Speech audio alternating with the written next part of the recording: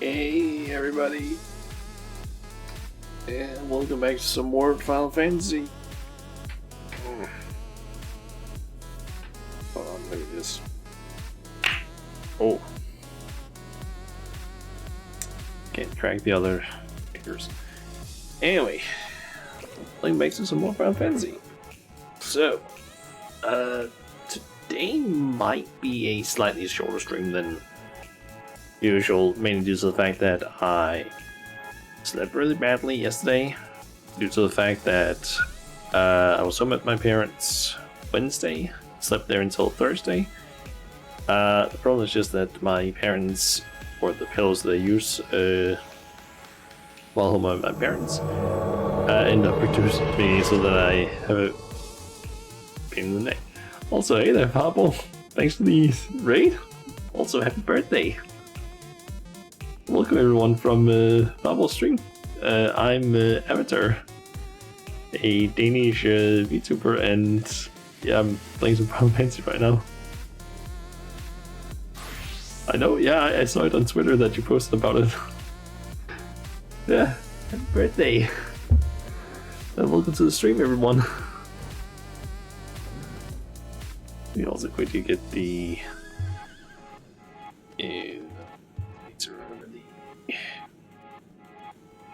I need to remember first of all how to spell, because I fucking out how to spell shout out. Thought you would confuse me? Unfortunately not. I kinda had seen it already yesterday. Or actually, I saw it yesterday, but I also saw that you had spelled some things, or that you had posted a little bit about it a few days ago as well. There you go. That. Did I spell that? I spelled Pablo with a D instead of a G at the end for some reason. There we go. There's the proper shout out, and then I can also quickly do the destination mark SO. There we go.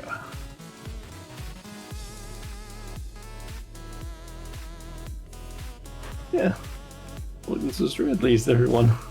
You're playing Later Alligator. I feel like I've heard about that game. Or at least heard that name.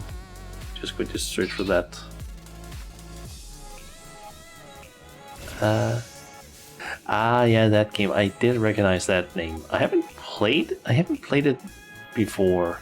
And I don't know too much about it, but I have definitely seen that art style before.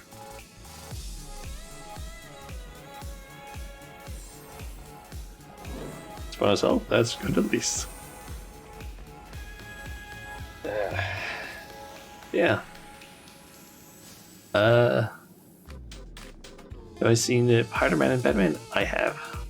It has been a while since I've seen it though, so I don't remember too much about it, but I have definitely seen that bit of YouTube animation before.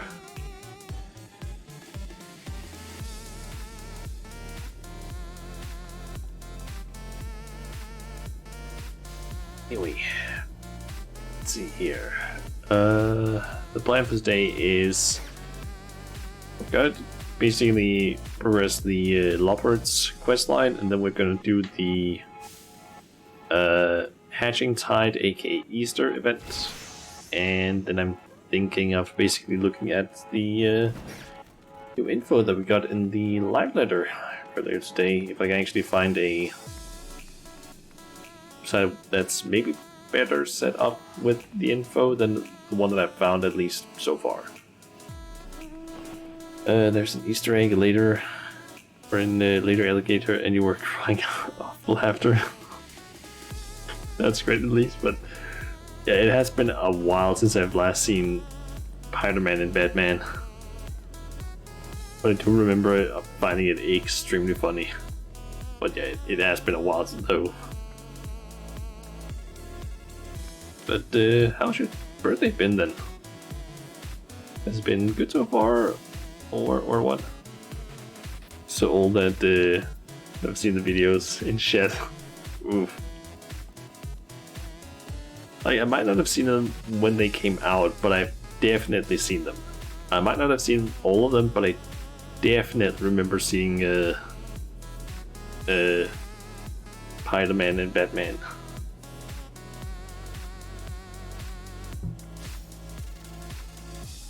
Just the boomer emote that you have.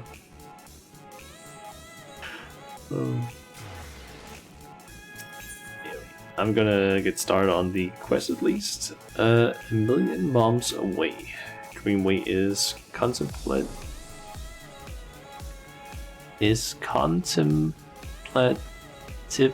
eyeing the remaining open space in Hopper's Hold. Got called a boomer back in the day. Oof.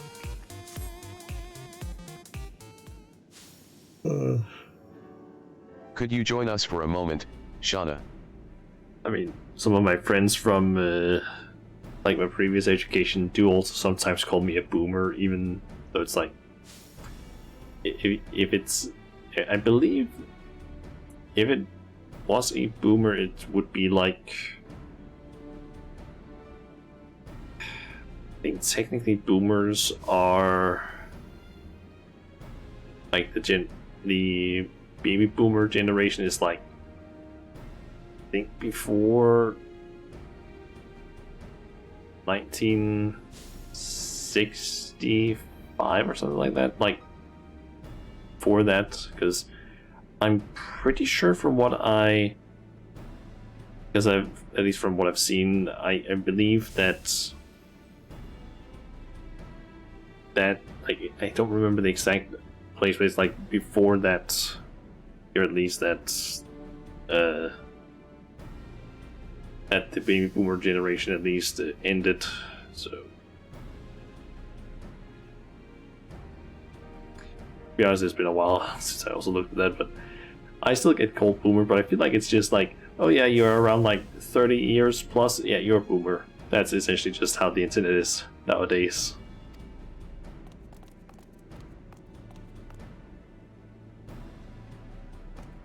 My survey of Bestway's borough morale indicates that the situation is as we suspected, though our efforts have reached the majority of wayward ways, a few yet remain in the doldrums. The erstwhile counseling way first among them, of course. I've stretched my imagination ever so hard for dreams that might inspire them, but nothing concrete has come to mind.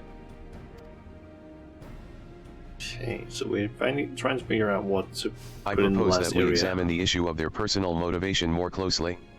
Per living way, they were once passionate about their work, after all. We cannot change the fact that the people of Etheres won't be coming to live on the moon, but reaching out to them is hardly beyond our means. There is naught stopping us from utilizing our Ashenford Associates' communication skills to aid mankind, albeit remotely. Thus making their old dream their new dream. But what sort of station would be suitable?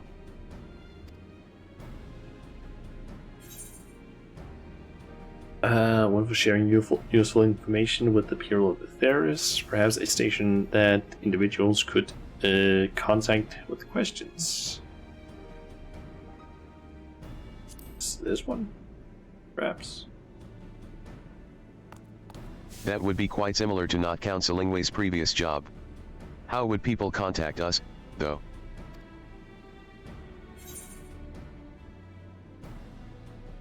I'd use one of those Guardian radios, so long as you refrain from any mind bending schemes. Anyone and their minions seem quite happy to call me with a link pearl.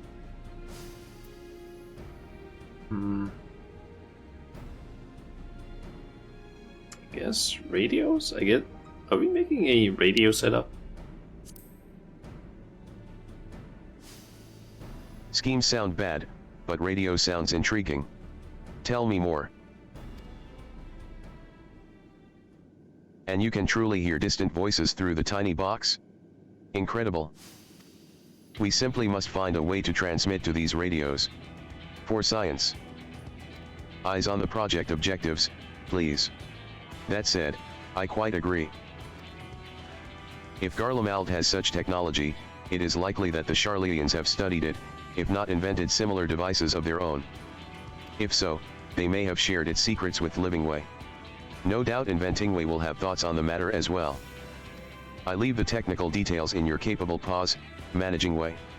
In the meanwhile, I should like to have a chat with the Loporrit formerly known as Counselingway. Please join me in inviting them to join us.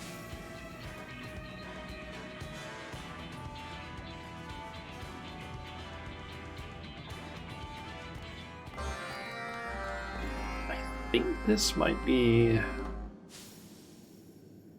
like the, not exactly final, but close to final section of this questline, because I believe we're gonna reach rank 7 after this quest. And then I basically need to just grind like, I think it's 9 days or something, dailies. Once that is done, we'll reach rank 8. Where it's like basically just rounding off the quest, but I'm probably gonna like essentially finish up the main conflict during this one, I think. So basically just getting counseling away, join the Hopper's Holds. I forget what exactly it's called now, but yeah. You again, I see.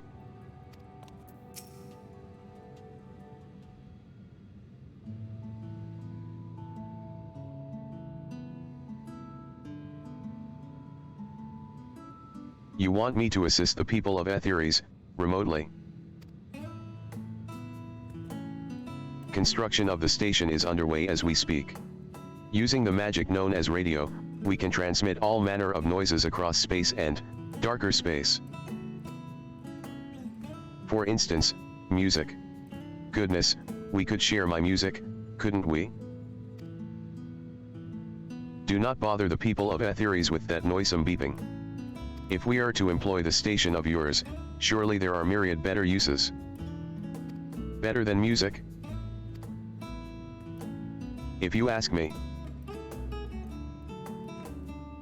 Many of Etheres' people lost loved ones during the final days, did they not? We could let them know that they're not alone. Or, purely as an example, you understand, we could use our unique vantage point to describe cloud formations. Oh. I don't follow. I'm guessing basically give weather reports. With that information, those on the ground could more accurately predict incoming storms, forestalling ill-fated forays. You truly are an expert in helpfulness. Those things never would have occurred to me. I suppose I can come and look in on you once you've completed your facilities. Clearly, someone needs to tell you where you're going wrong. I'm gonna go grab some dinner, but it will instead rather rice and chicken. Alright, Fable, that's good. Or that's really fine. Go and get some dinner then. Please do. I can hardly wait for you to join us. Together, we shall create radio noises like no one has heard before. Though I suppose we need to actually finish the station first.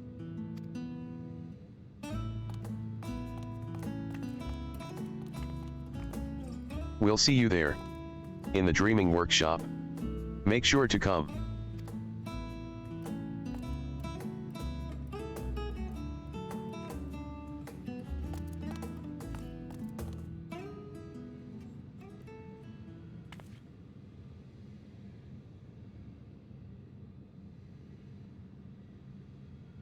If I do, will you listen?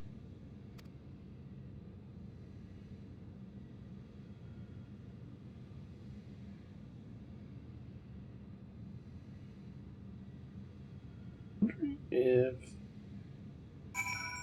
Counseling Way is actually gonna like change fur color or something, because apparently they had like weren't that color before, as far as I understand.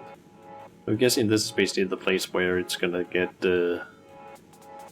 transformed, since That's literally the only place left.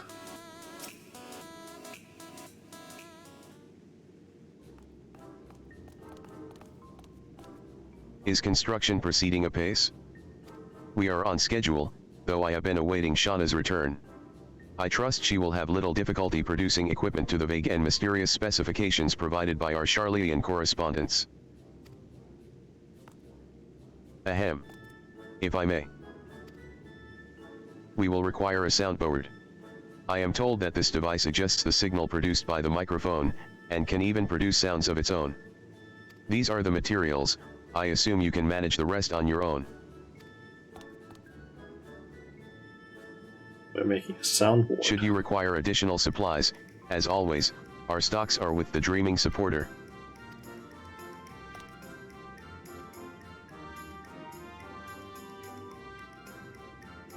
I will be occupied in ensuring that no one shocks themselves into a stupor whilst assembling the booth, but Dreamingway should be free to collect your finished creations.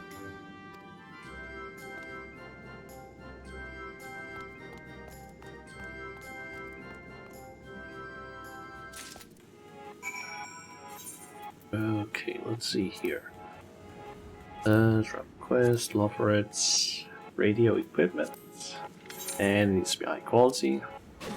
Guess I can just do that one.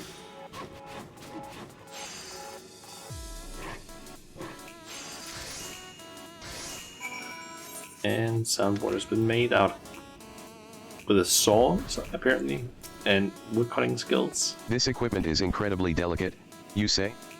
Well, I suppose I don't need to shake the box, strictly speaking. Delicate supplies for this broadcasting station, carefully packaged, has to sustain minimal damage from inevitable Loporrit excitement.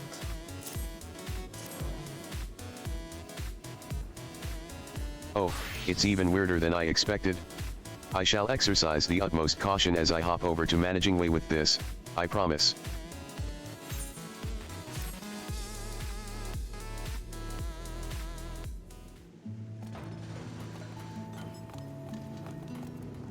Oh, it's in the middle? What is that? Ah. I expect it to be like out on the side.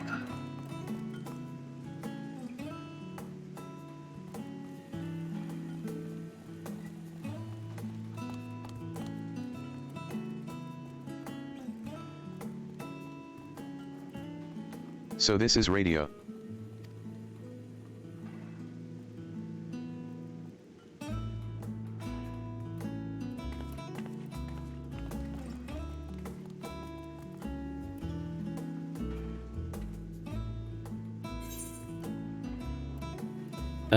Won't you dream of a brighter future with us?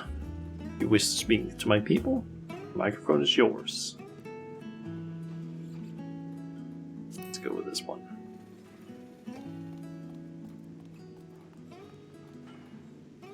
Dream.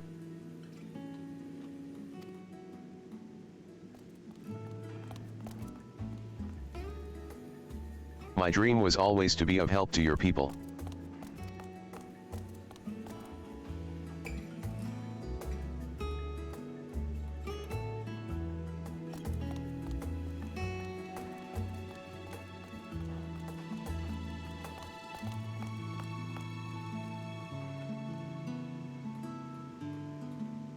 I must ask. Do you think my voice will reach them? Of course it will. That's the magic of radio. Very well. I would like to assist with this station, if you're still amenable to the idea. You won't find a harder working way, I promise you that.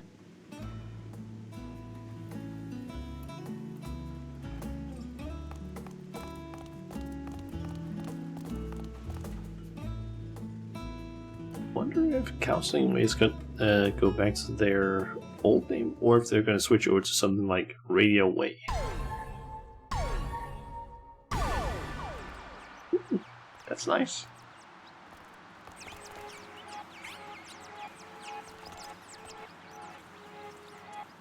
There's one of them that's just was And with playing that, with the broadcasting station is complete. Though we might want to check whether it's working. was a Loporrit standing around with a tombstone. We never did decide on the content of our first message. For once, I fear I am rather at a loss. That's where our newest way comes in.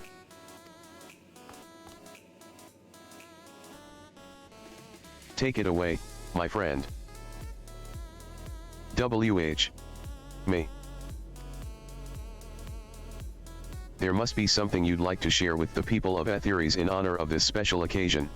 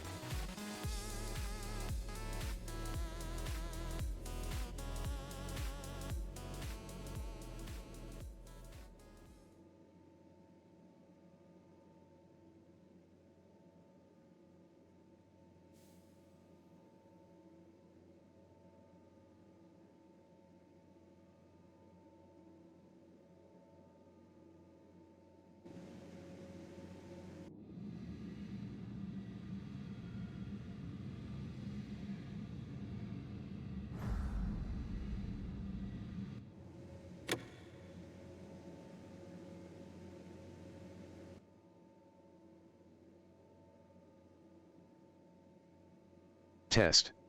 Test. People of Etheres, are you there? Can you hear me, far away as I am? All the way from the moon? I hope I can be of use to you. I hope I can tell you something you didn't know before. I hope that, in your darkest moments, I can lift your spirits. But perhaps I should start from the beginning. For so long,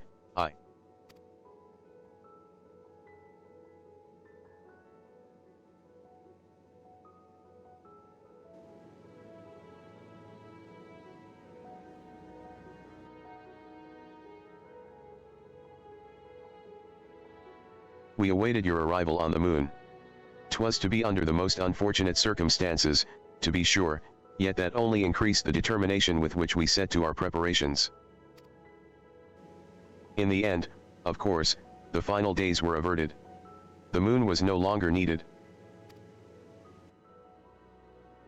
We were no longer needed. Make no mistake, we are glad for your fortune. If you are happy, we are happy. But for many of us, myself included, this marked an end to our very reason for being.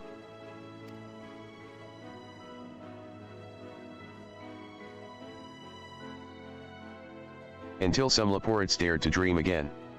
To show us that there is always hope, so long as we reach for each other. They went ahead and gave counseling way fucking teary eyes, god damn it. Should you ever lose sight of your dreams, I hope you'll remember that you are not alone. We are here, and the future is a dream we all share.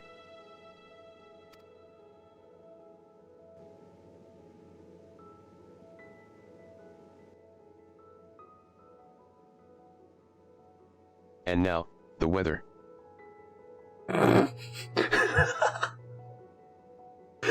Fucking change there. Like, the fucking teary eyes made me get fucking teary eyed there. What the fuck, game? Just fucking like. And now the weather.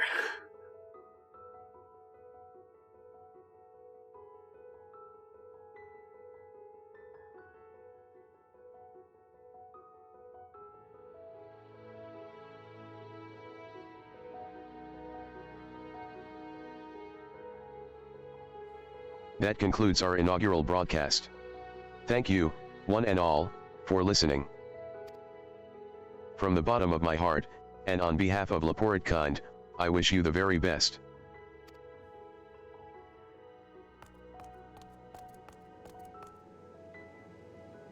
Was it too long? It felt awfully short. Do you think they could hear well enough?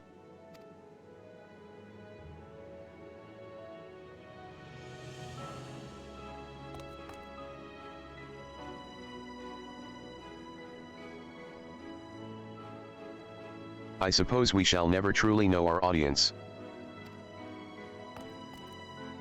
But if my voice reached even one person, that is enough for me.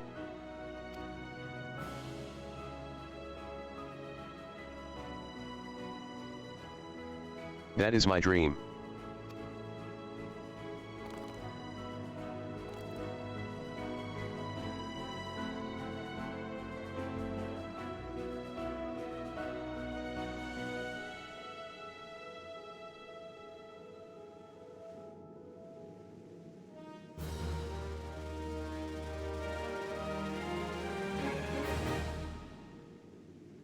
Okay, reputation up.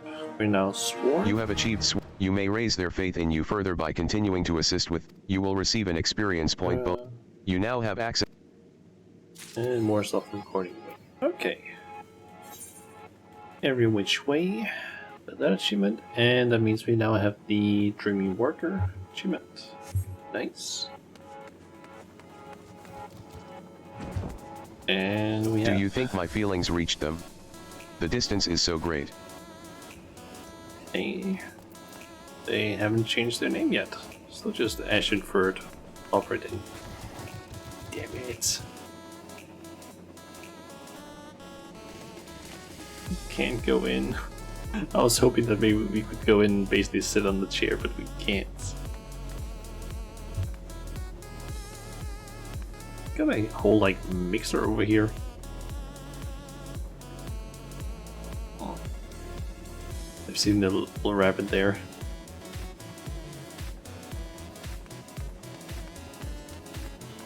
This is like maybe the transmission of like stuff, I don't know. Could be. Anyway.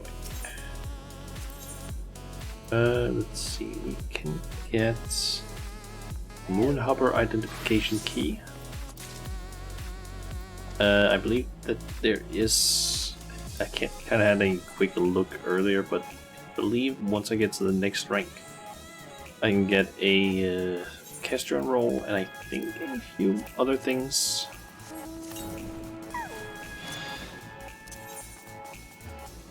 Let's see, where? There it is. And I can't edit to my favorites. Just remove this one. I have this.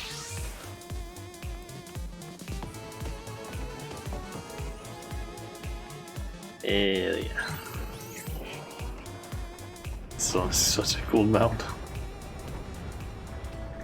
Small like plain-esque thing normally, and then otherwise it's just they're just holding on to this thing.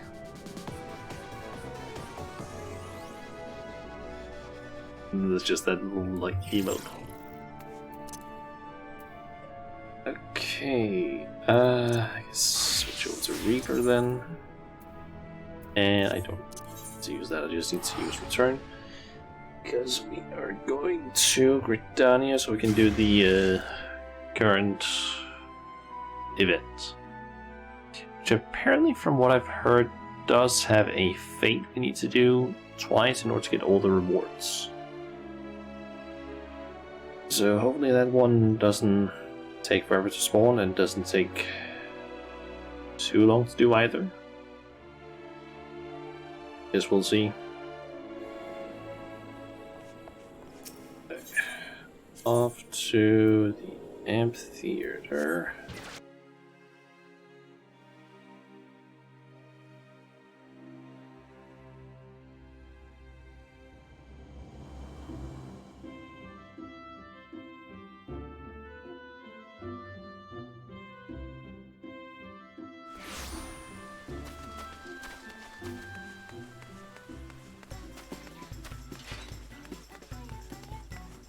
We have this fucking music.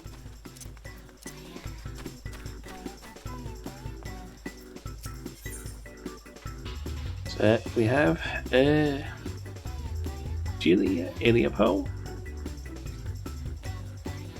Get along and play knife. Feel eyes upon you, and they're not just Gili Eliapos. Also, since I'm getting XP from this, I might as well just get that over on Bart since I'm currently loading that up. It's like it's teeny tiny amount, but still it's something at least.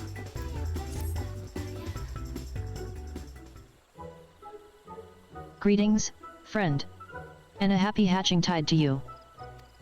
May I say that you look exquisite as always, Shauna? 'Tis always a pleasure. Oh no, we're gonna have egg puns. Oh no. Oh, I am most eager to share my latest dream with you. It was highly peculiar, to say the least. You see, I beheld visions of that chilling creature of legend, the Tonberry. If past experience has taught me anything, it is that painstakingly recreating my dreams is sure to bring about good fortune. However, as Tonberries are naught but figments of old fables, I began to doubt whether I could do justice to their ghastly appearance. Figments of old I've seen so many there's 2 entire dungeons that are just like centered around Tonberries. But that all changed when this gentleman generously offered his assistance. Greetings, milady. My name is Hamlin, and I am what you might call a supreme connoisseur and passionate aficionado of all things Tonberry. As you may or may not be aware, Tonberries have heads as round and adorable as any egg, which is why I believe they are the perfect addition to the Hatching Tide festivities. So I donned the superior mantle of Tonberry, and presented myself to Miss Jolie here. What luck, wouldn't you agree? Hamlin was kind enough to furnish our other volunteers with Tonberry guises, and we're all hard at work preparing for the upcoming fun. And a lot of Iggy Stampy fun shall be. Tonberries? Seriously? If you wanted real Tonberries, I know a few in Upper Lanosia. I think we might actually have that dialogue because of the Scholar quest line. Because they do deal with Tonberries like straight up. The teacher up there is even a Tonberry, I believe.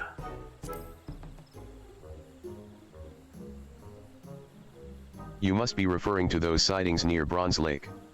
I wouldn't expect you to know this, but those creatures aren't true Tonberries. They simply bear a vague resemblance to their descriptions in the old stories, and thus were nicknamed, thusly.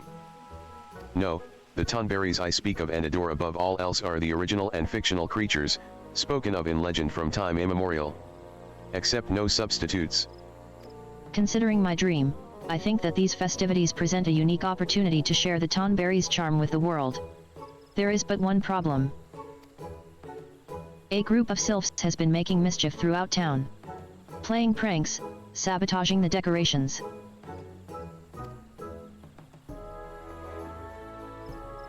Luckily, it seems a mere glance of the Tonberry form is enough to send those leafy brigands fleeing in terror.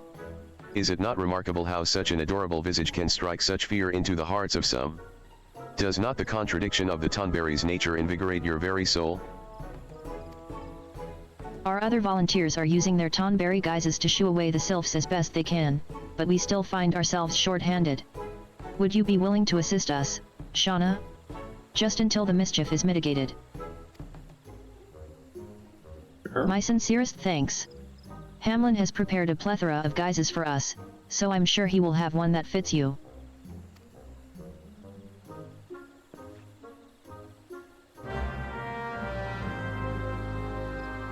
Who is this Hamlin?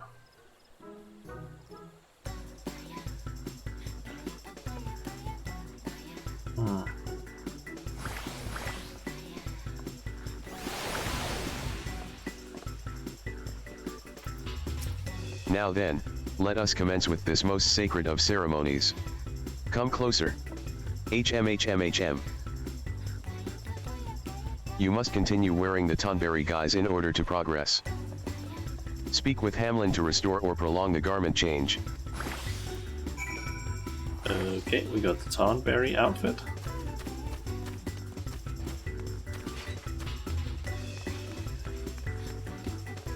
And I guess we just need to go to different areas and interact with the cells. Well, if these ones can't have fun with tusked ones, walking ones won't have any fun either. This one will make sure of it. But how about some icky, stabby fun? Have fun with me.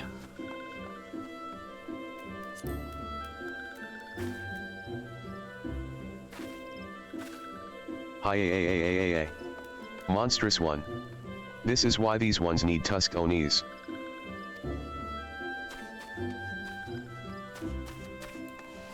Okay, that's one. On.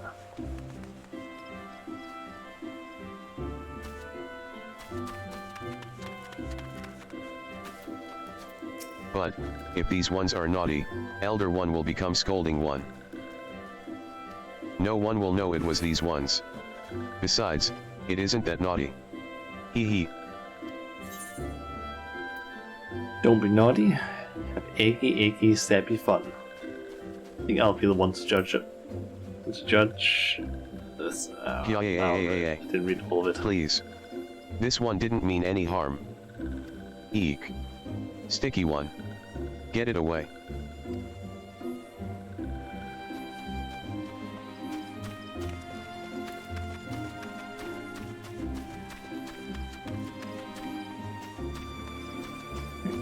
Hide well, warty one. Then spring out and make the walking one screech and jump. Hee hee. This one can't wait.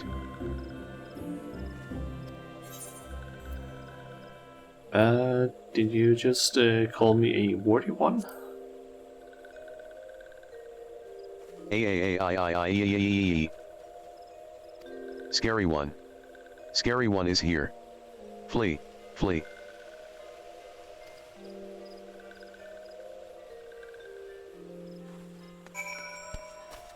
Okay, back to Hamlin. Hold on.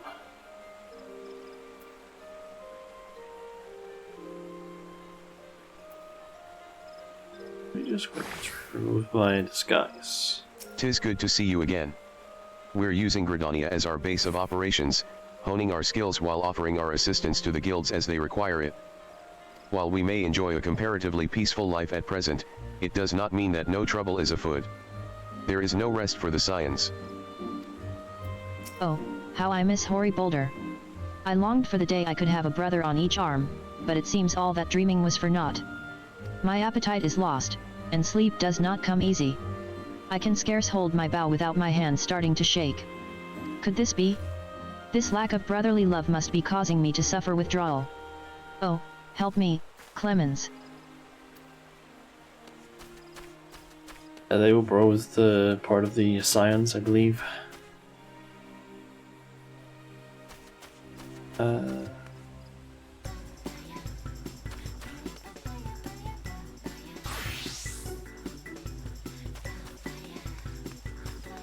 Just people around, like characters apparently talking and so on. I trust you returned from a job well done? I am sure Miss Jolie would like to hear the particulars. You may relay your report after I relieve you of that outfit. Okay.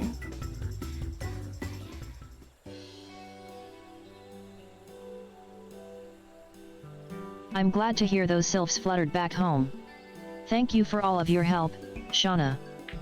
Yes, you performed most admirably, not only in deed but in dress. Upon beholding a Tonberry performing such selfless acts of valor, the citizens of Gridania are sure to have warmed to our adorable paragons of pointy justice, all according to plan.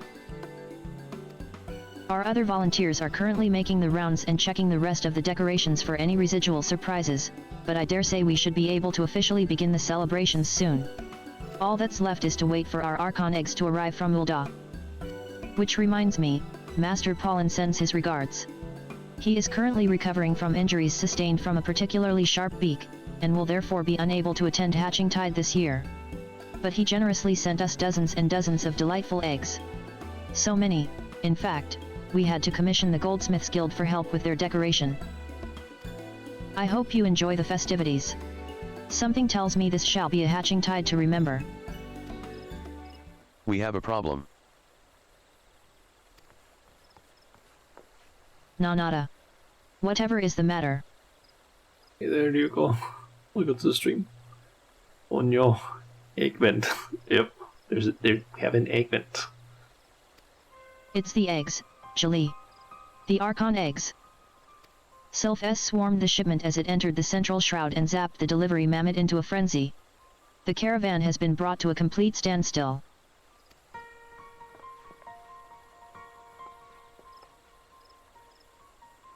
If only you had seen it, the chaos, the carnage, the eggs. Our beautiful Archon eggs scattered across the ground, sylphs pilfering them like sprig gans, and that smoking mammoth rampaging like an old goat possessed. 'Twas sheer mayhem, Jolie. The sylphs presented no demands, offered no reason behind their rampant pillaging. But they did keep squeaking about tusked ones and no fair end. Why should walking ones have all the fun? What do you suppose they meant? Ah. I heard the sylphs once held an annual spring festival, but there was an incident involving one of their fighting boars. I believe that was the end of such festivities. I understand how it must pain them to see us cheerfully prepare for hatching tide, but those ill-gotten eggs won't ease their suffering. We must find a way to recover them. If I may be so bold, I believe I have the perfect solution to your conundrum. Shauna's assistance will be crucial, however. You will lend us your aid, yes. Gotta say, Hamlin kind of seems a bit off to me. All the like snorts and heavy breathing, I don't fully trust them. But I'm gonna assume we might get a reveal of who they are. Maybe a big hint or something.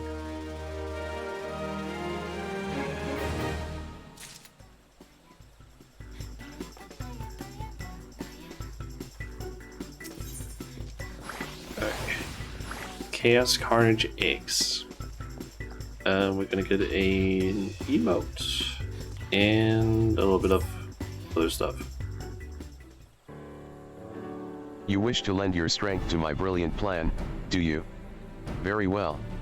Our divine mission is as follows: we must adorn ourselves in the guise of the Tonberry, and scare the Sylphs away from the fallen eggs. That is just wearing a thick costume. That could also be it. Like, either there's something off about him, or he's just wearing like a very thick costume. Ahem, it may seem like a rather familiar tactic, but terror cuts as sharply as a knife in the right hands. As does the power of the Tonberry. We shall remind those Sylphs of what adorable horror lurks in the shadow. It is time to take the Tonberry's naturally winsome and captivating visage and transform it into a mask of pure evil. Observe.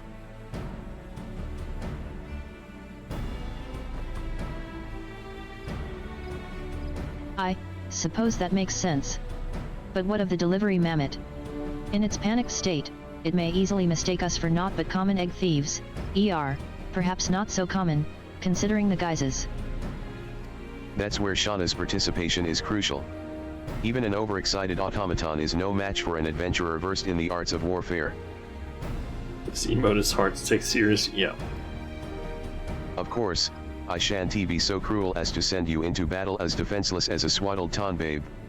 You may rely upon me to perform the necessary enhancements upon your guise, that shall grant any stabby sweetheart the ability to withstand even the harshest of electrified zaps. In theory, anyway. In the midst of adversity lies opportunity, as they say, or rather, in the midst of scattered Archon eggs stands the noble Tonberry, that all might witness its triumphant glory.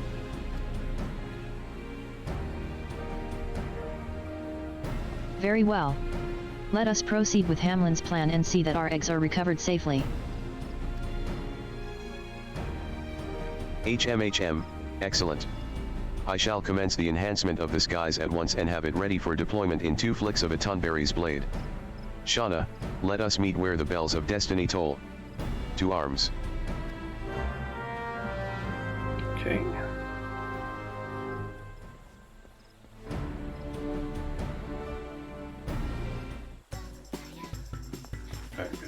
basically head out there, I believe. Terribly sorry, but I'm afraid...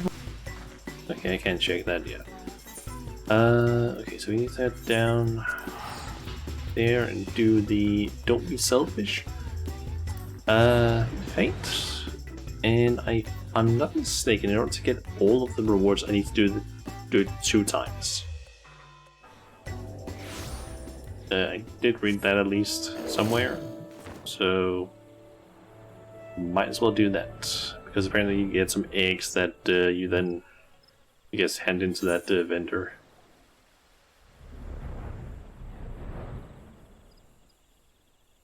The fate is just not up yet. I shall see these eggs safely to Gridania. Let us meet anon. I guess the fate was just up.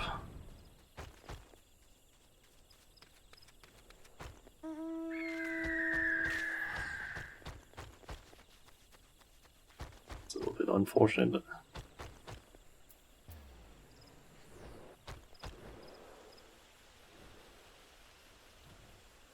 it takes a while to respawn. Damn it. That's something I like. One thing I really hate about fates is whenever they're like included in anything quest related, especially if they then have like a long respawn timer. That's just annoying to me. Like, I'm just thinking back to like the like Hildebrand quest where it's like, oh yeah, you need to do this fate in southern Thanalan, which is like, oh yeah, great. It has a random spawn timer. Great. I do feel like for the events, they have a fate, it usually has a relatively fast respawn timer. At least like it has a sort of guessing priority of sorts, but it is a little bit limited. It's like 5 to 10 minutes, you think. Like 5 minutes is not terrible, but 10 minutes, I feel like that's maybe a little bit too long.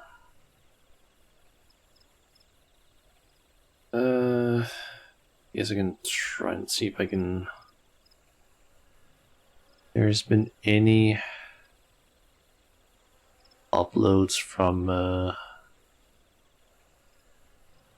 any official uploads in terms of the live letter today. Let's see. I don't see any on the forum, at least. I do have one from Fanbyte, though, like a post basically from that.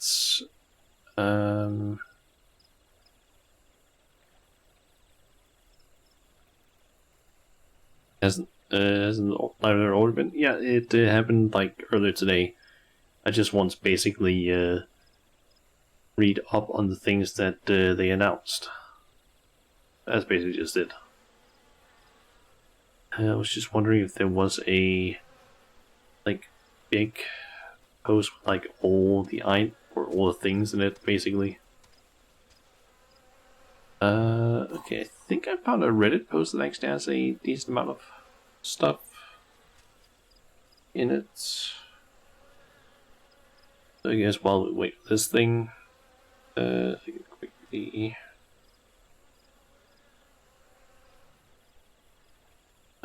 pull this page up.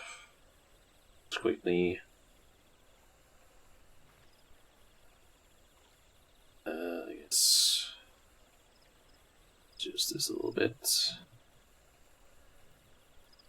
That should be fine. Okay, so we basically have the stuff, the part 1 of the live letters for patch 6.4.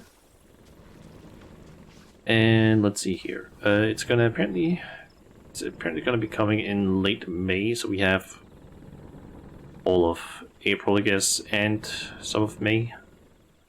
I'm assuming it's basically do any time-related things like PvP stuff, for example.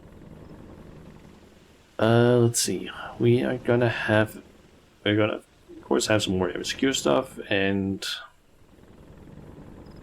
we may or may not have that much time. Yeah. Okay, so in terms of dungeon, we apparently have something called the Aether Fonts. I don't know if we were shown a picture, because I can't see that here. The Voidcast Dice. It's apparently the Trial. We have a new tier of Pandemonium, which is Anna Sayas, I'm assuming. Sayas. I'm assuming that's how it is. Savage will be released 1 week after normal. Okay. So it's basically like with Abyssos, we have a continuation of the Tartarus Grand Endeavor side quest. Next quest will require completion of the Sorrows of Werlit series. Is that the one I think it is? Yep, that's the whole diamond weapon and ruby weapon, all that from Shadowbringers. Okay, we have a new Unreal Trial, which is just Sermon, new high-end crafted combat gear and tombstone gear. Okay, a new ocean fishing route. That's interesting. Ah. Which is Gun and Ruby Sea. Okay. A new tombstone will be introduced to go along with the new raids here and other content. Tombstones of Comedy. What? Is that what? Once it's one you've already done. Okay. But Tombstones of Comedy? What? Tombstones of Causality will have their weekly cap removed, and Tombstones of Astronomy no longer be obtainable. Hold on. Ah, it is about to start, I see.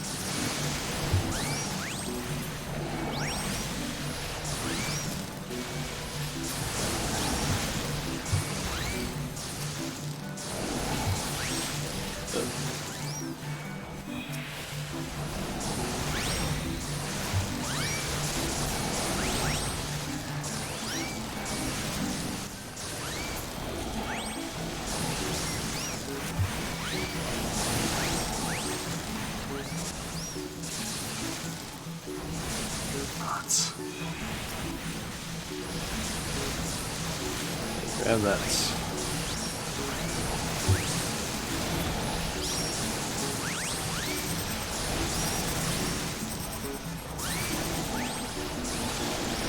I guess for all of the sills that you scare, you basically get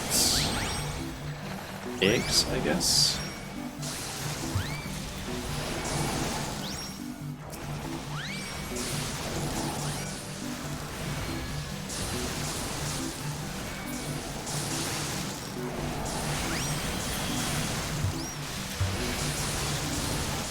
You get to turn them in, I know.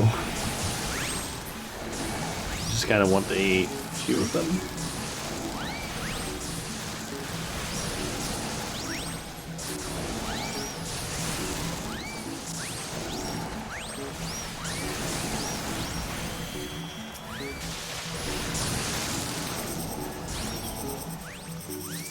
Have you Yes. Trim some eggs.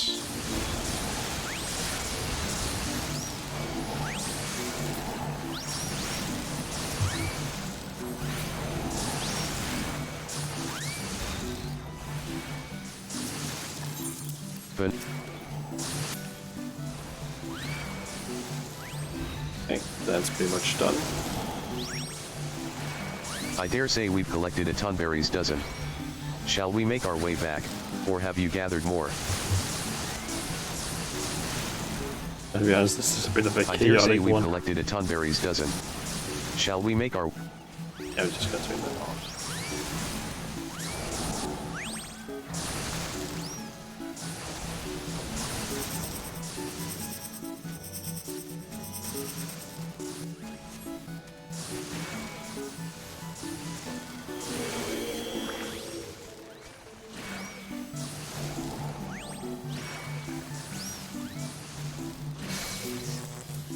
Everyone here just got blasted.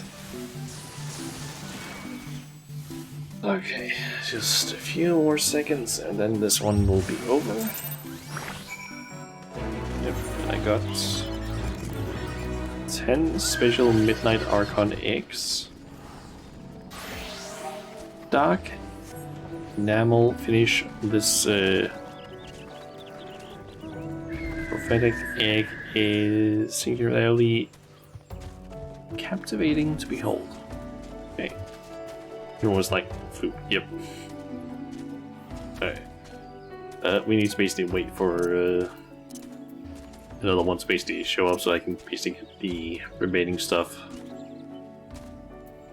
Remaining ones. So I guess we'll go back over to this. Yeah, let's see here. Tomes of Constellation. Tomes of Astronomy will no longer be obtainable. You will be able to exchange leftover astronomy to a lower number of causality. Items currently obtainable with astronomy will be moved to the hunt vendor, exchangeable for sacks of nuts. Okay. Maximal number of gear sets will be increased to 100. Okay, that's surprising, to be honest. Available to all characters immediately, regardless of quest progress, because if I'm not mistaken, gear sets is currently tied to the amount of jobs you have unlocked. Some job adjustments coming for PvE and PvP. No further info at this time. These will be discussed in part 2. Okay, job icons will now be displayed in the chat log and on player nameplates. Nice. That's gonna make it at least a little bit easier to see stuff in the chat, I guess. To an extent. The transaction fee for items sold on the market board can now be incorporated into the item's total price. Okay. That's part. Yeah, I mean, it's a small thing, the whole like job icon thing, but still nice. Glasses and wing. Fashion accessories will now be displayed when in combat in the overworld. Okay. Items stored in a variety of locations can now be selected when casting glamour in an in-room. Okay, so does that mean that if they're stored in the retainer, you can then... Does that mean you can access it from your glamour plate, perhaps? I'm not entirely sure. Fairy glamours are now available to scholars. Ooh. Is the glamour treasure? Yeah, like it might be possible to access it like that. I'm not entirely sure. They might have given a better explanation or something. I'm not entirely sure. Coming in patch 6.45, approximately 8 weeks after patch 6.4. New variant / criterion dungeon. Mountain Rockhorn. Note, will not require completion of previous dungeon. Okay. Blue Mage updates. Ooh. Level cap increased. Hell yeah! New spells and blue exclusive gear added. New enemies added to Mass Carnival. Yes! Finally, we're finally getting some more Blue Mage content. Yes! I have... Like, basically, Chunchun, one of my friends, has basically, like, the entire time we've been playing, there's been nothing for Blue Mage that's been released in that entire time. And he's basically been like, it's been forever since they've released anything. They release something now. Finally, you can't use that excuse anymore. Guess it's time to level your blue mage. Or black mage. Yep. I think actually the way you spell it there is technically black mage, because blue mage is spelled BLU. ELM is black mage.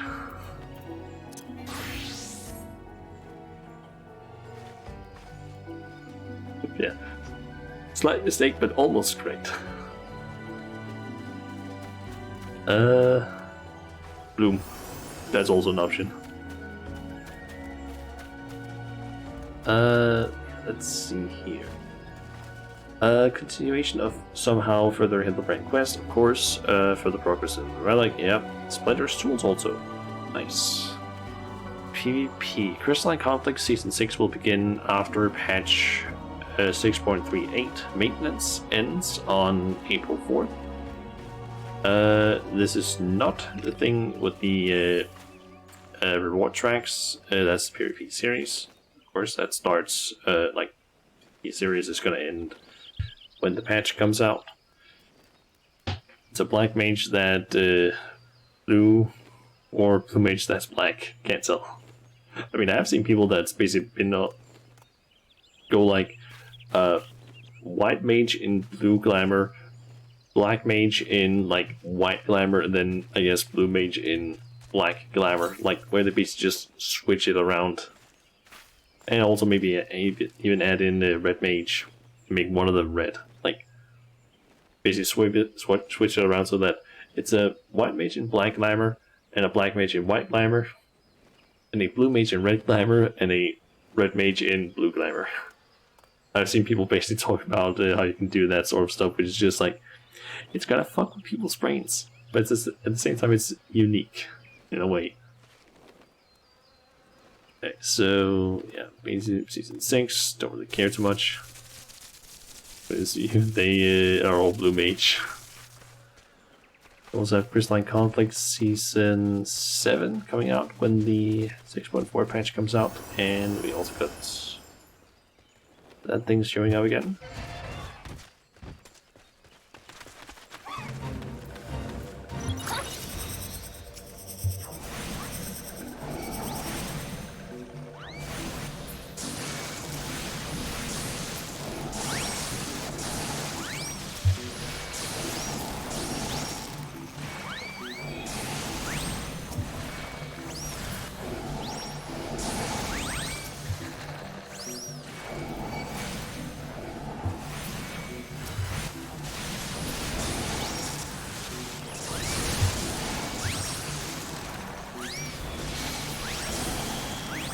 It's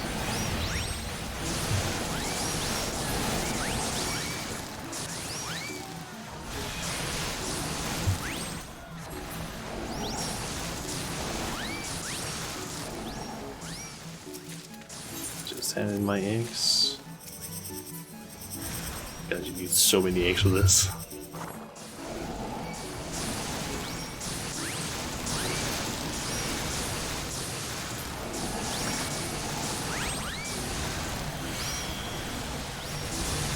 It's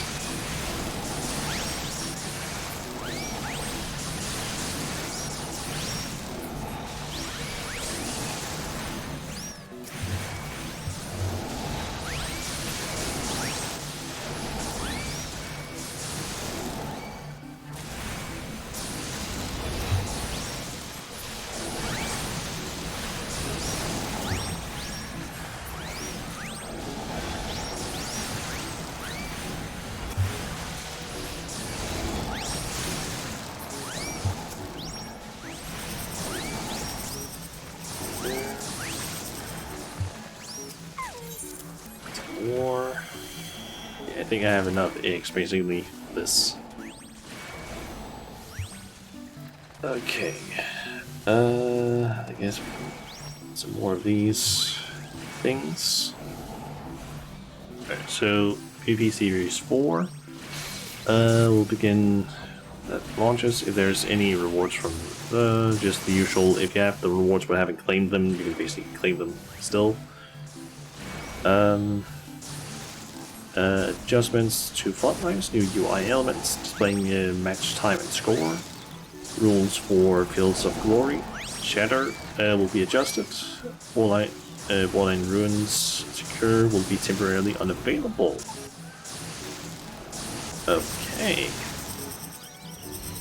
Do support updates. Stormblood MSQ dungeons added to do support.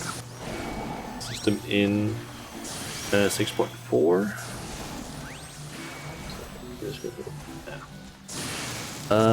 Siren Song Sea, Bardam's Metal, Doman Castle, Castrum Bania, and Alamigo. This leaves only the 4.x MSQ dungeons without the do support / trust. These will prematurely or presumably be added in do support, or then added to do support in 6.5. Okay, looks like Hien and Gosetsu will be some of the dude support NPCs. Ooh, nice. Alright, we can head back. Because I do believe we have. Yep, we got 20 of those. Let's quickly hide this while we quickly do the last bit of the quest.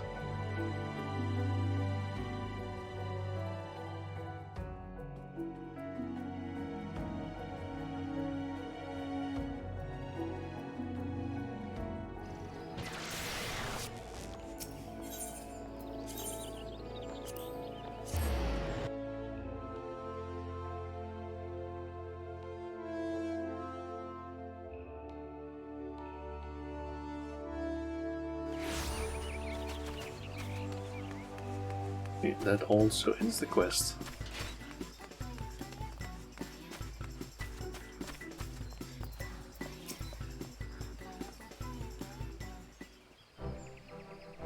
And here comes our hero now.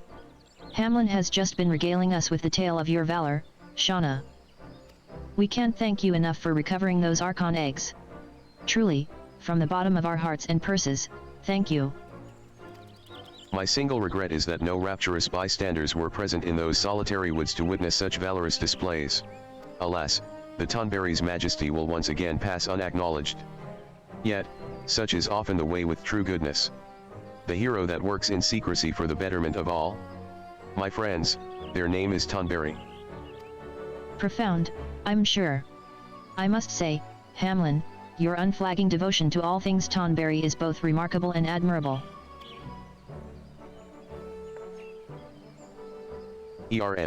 Pardon me. We were in those solitary woods.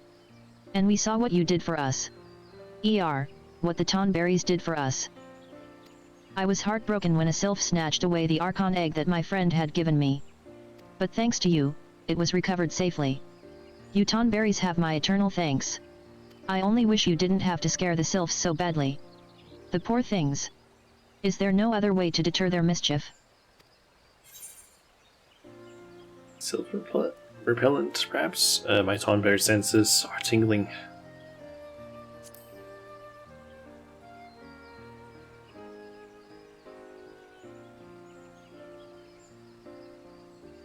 Indeed. Consider this, if we decorate our eggs with a Tonberry theme, the SYLPHS wouldn't dare snatch or sabotage them. A dark green coat on a large egg with 2 golden circles for eyes? Not bad at all. Perhaps even, cute.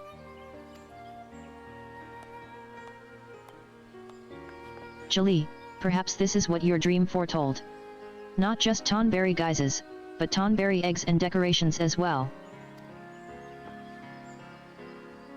In which case, we should send word to our Ulda and goldsmiths that we'd like another batch of Archon eggs and some striking shades of Tonberry.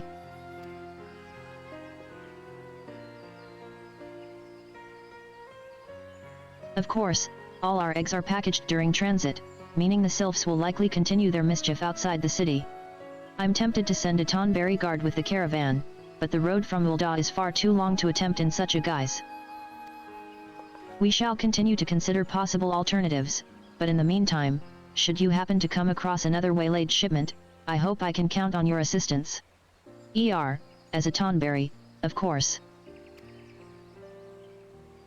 Well, seeing as our Archon eggs have finally arrived, I dare say it is time to officially get cracking. Let the Hatching Tide festivities begin.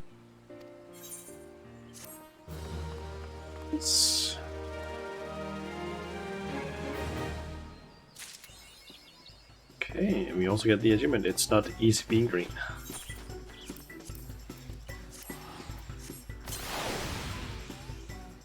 And we get the emote Frighten.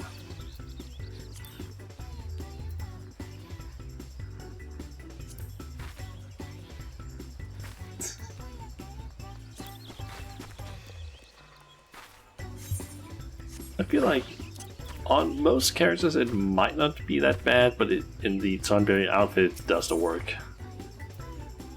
Okay, so let's see here. We have now access to the Tonberry head, body, the hands, the pants, which you don't even see, and the boots, which you also don't really see.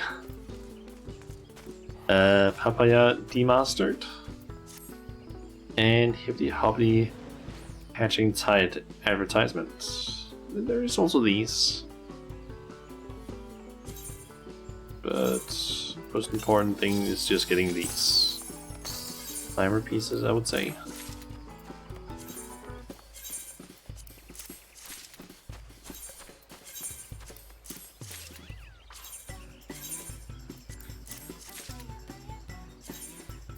And also, of course, the Cassian roll and this one.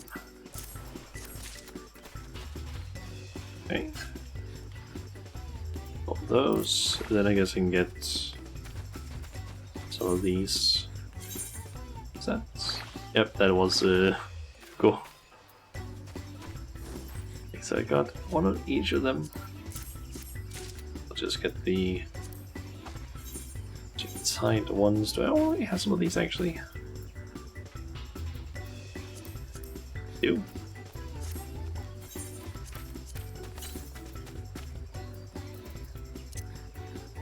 I've actually seen some people make some really it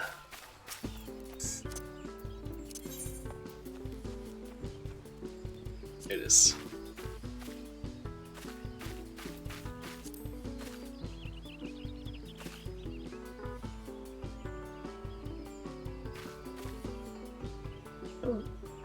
Do I have a scared?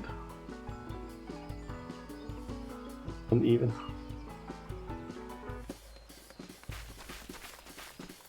There's a whole lot of jumping from the levels.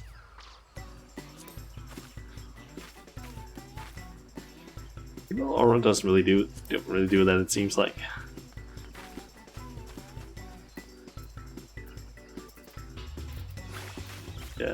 I think I saw regarding these two pieces of the outfit.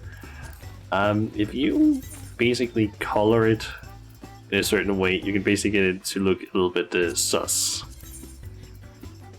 Forgetting exactly which color I think it might have been. Something like this, and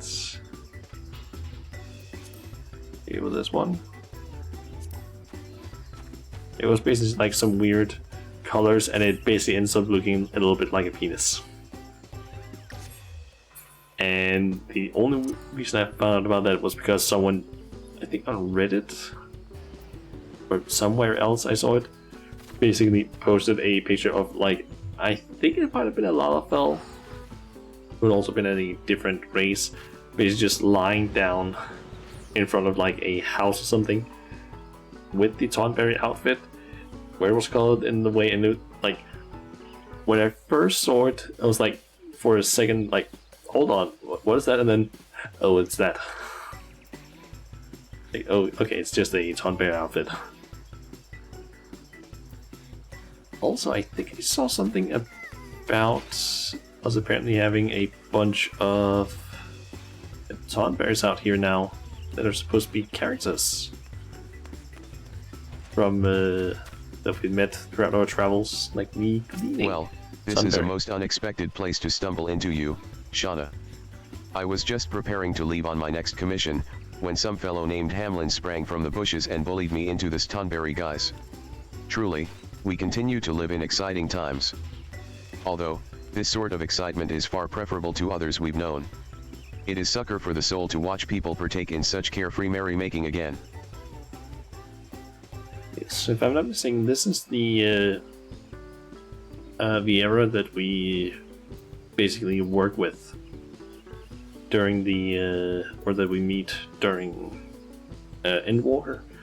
The Gleaner, I'm forgetting exactly what his name is now, but he basically like plays a semi-big role at certain parts. I think I've seen basically a Reddit post regarding this, but I believe the mooning Tonberry is supposed to be. I'm forgetting what her name is.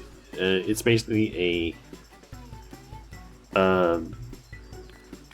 I'm forgetting the race now. A Rogadin. Female Rogadin called something regarding like moon. I think it's Yellow Moon. She basically like usually goes around, whereas she basically usually does things in Ulda. To beautiful Tonberry, I'm forgetting completely his name, but he's basically the trainer for Weavers, I believe. The austere Tonberry, sweet Tonberry, and timid Tonberry are the I'm forgetting exactly which part of that whole thing it is, but they are basically part of Shalian. Specifically the people that we basically the whole studium thing where we help them. It's basically the archaeologist essentially, where they basically have that like little gold metal thing that we have to help them construct. Can't see them. I'm guessing it's maybe because you haven't done that part of the studium thing. That's why they don't appear. Because it would make sense for these three to basically appear for most people, I think. Like if they haven't gone far enough.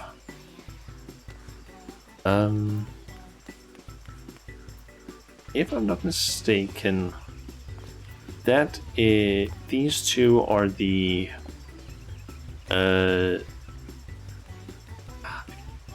Arun Senna and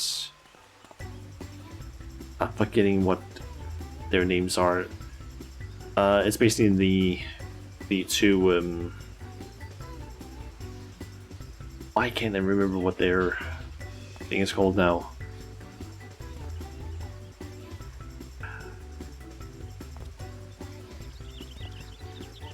I have a blank on this now. Pagels. Yeah, the Pagels. Basically, Arusena's.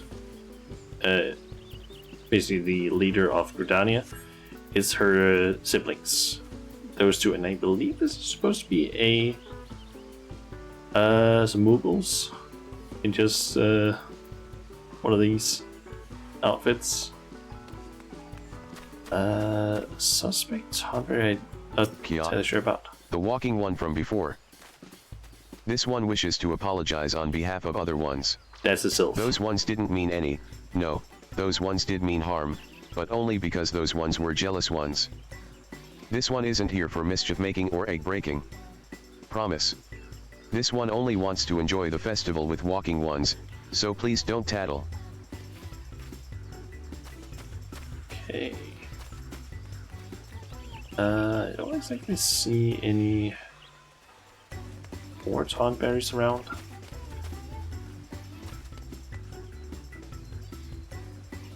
Because this guy was just here the whole time. Good day to you, friend. A fledgling festive descending word. Yeah, they're just talking about the whole festival thing. Okay. I guess we can keep looking at the patch notes then. Just gonna make this a little bit bigger for now. Alright, so we got through that stuff, so we have Island Sanctuary updates. New Island Sanctuary ranks and visions, okay. Gathering areas. Construction plots in the hideaway, nice. New rewards. Materials, craftables, crops, animals, one of which looks like. And workshop handicrafts. That seems to be a little bit broken sentence. New structures, placements of outdoor housing items enabled at the hideaway. Oh. Furnishings can be placed near hideaway structures. Up to 90 furnishing slots can be unlocked. Special furnishings such as striking dummies and garden plots will not be supported. Okay. More information on how this will be, or how this will work, will be shown at the next live letter. Okay, that actually means that there is some customization now with that. That's cool. Other information. This was previously announced, but maintenance for the launch of patch 6.38, April 3rd to 4th, will be a full 24 hours due to replacement of hardware for the NA data center. This is then unusually long maintenance for a minor patch. Check the most recent all-world maintenance announcements on your region's Toadstone page to, or for local start and end times for the maintenance. I'm assuming that might mean that Europe might not get hit with that. The hideaway is a structure you can make in the sanctuary, right? I believe so. I can't remember if that is the main structure or if it's just wait, actually, furnishings can be placed near hideaway structure, so I'm assuming that means that the hideaway itself is just the main area that's where we build our stuff, have our animals, the garden, all that stuff. The rest of the island we probably can't place anything, but inside the main area, I'm assuming that's what they basically mean by the hideaway, and inside their structures perhaps we can place furnishing items. So it might be that we can open up maybe some sort of menu where we can place down items, and then around those areas it might have a box kind of with the housing where it's hey, inside this area, or actually it doesn't even have that during in housing, but it might have some thing where it's hey, you can place it down inside this area. The island becomes free housing to an extent. It did say, of course, that striking dummies and garden plots will not be supported, so you can't do that. Just unfortunate, but you can at least place down things like order features and basically anything else, I guess, as long as it's not special furnishing items. I guess they're probably gonna maybe come out with a list of items that you can place, or actually they're probably gonna come out with a list of things that you can't place. But I guess we'll see when they basically come out with some more information during the next live letter. Alright, so let's see, that was that whole thing. I'm assuming that maybe, since it's only North American data centers, it might be a shorter maintenance for the rest of the world, but it might not be the case. I don't fully know yet. Pre-orders for FanFest merchandise, all regions will begin today. Check the Lone Stone for more information. They showed a lot of pictures of new merch during the live letter. If you want to see the stuff, then check Discord. Information and previews of the 7.0 graphics updates will be shown at the North American FanFest in July. Okay. Although PS4 support will continue for the next expansion, the graphics overall will likely not be able to run on the PS4. It will be optional to enable. Okay. Gameplay footage 6.4 patch. trailer and additional information on game updates will come in the Part 2 library. Okay. An exact launch date for 6.4 is not announced and probably won't be for some time, but late May is the time frame we're looking at. Okay. So yeah, that's probably just based on assumptions. And okay, there's some things in this that I'm actually kind of hyped about, like a new ocean fishing route. That's interesting because so far it's only been like primarily around La Nausea, a little bit over in Denelin-ish. I think they'll be bringing X14 to PS5 and or Xbox. I don't think Xbox. They haven't dealt with Xbox before, but I think it might already be on PS5, maybe? Could be wrong.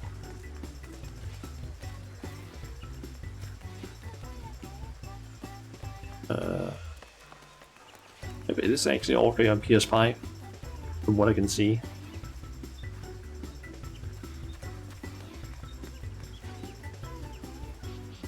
So I guess that's already the case.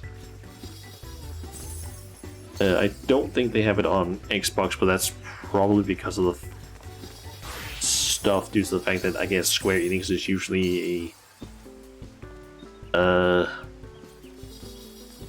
I think at least primarily Final Fantasy games are usually a I guess PlayStation exclusive a lot of the time.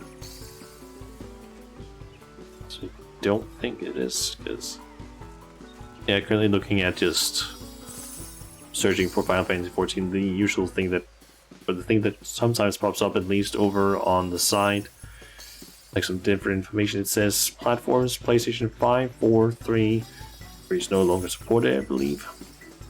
Microsoft Windows, Mac OS, and Mac operating systems. Nothing regarding Xbox, and I kind of don't think we should be assuming that it'll go out for that.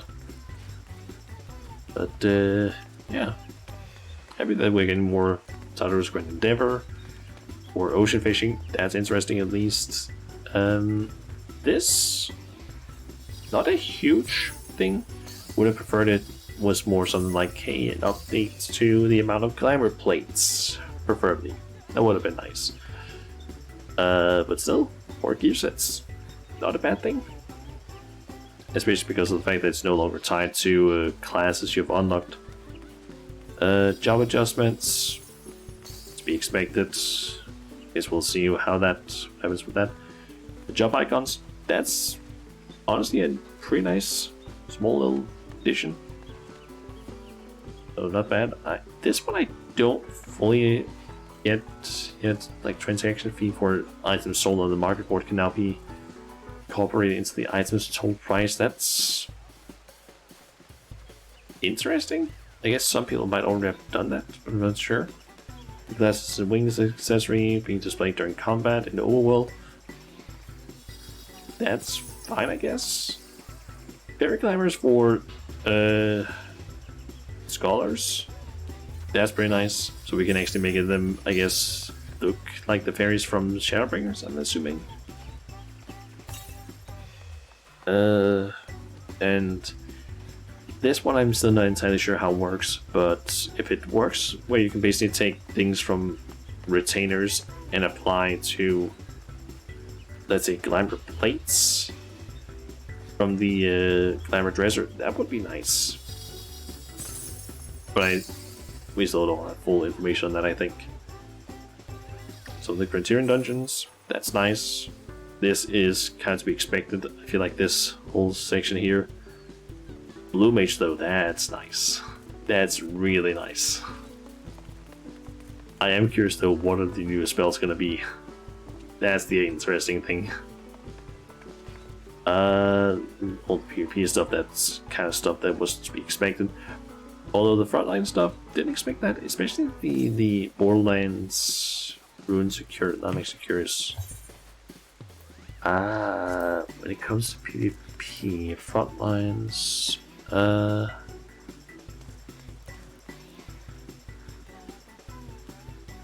currently just looking at achievements for front lines to see if I can see anything regarding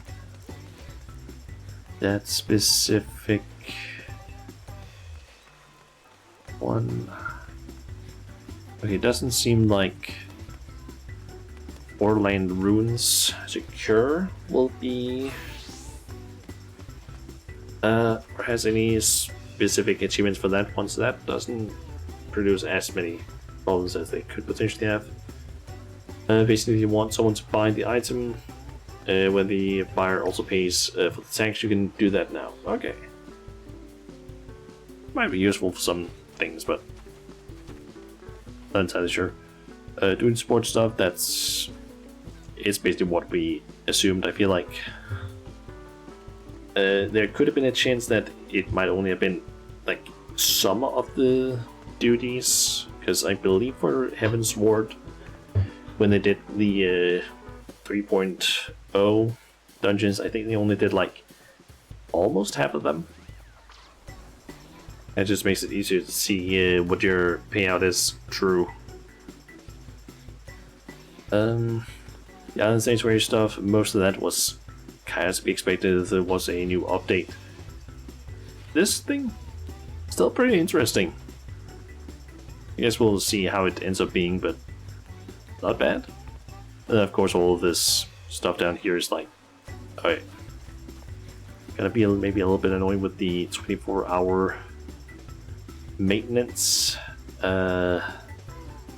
especially depending on when it starts, because that could mean that there's an entire day where I won't be able to play.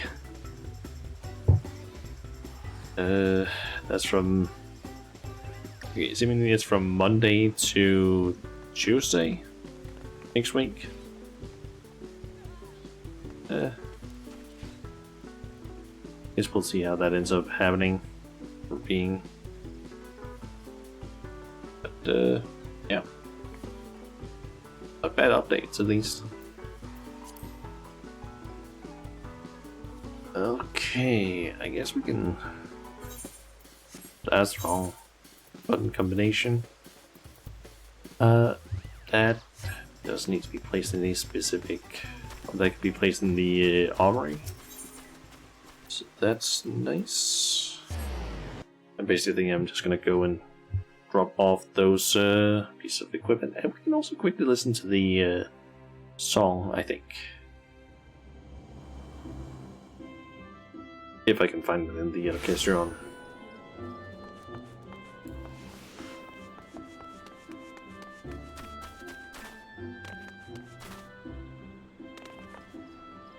Can't think what I actually got from the last. What can we? Yeah, let's just turn that off. Getting what I actually got during the last event. I honestly don't even remember what the rewards were.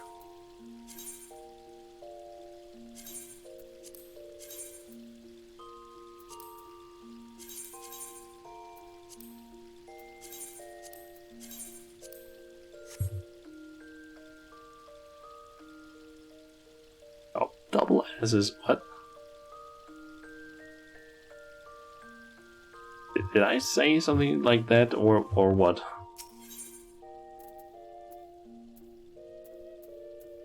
Let's see, seasonal.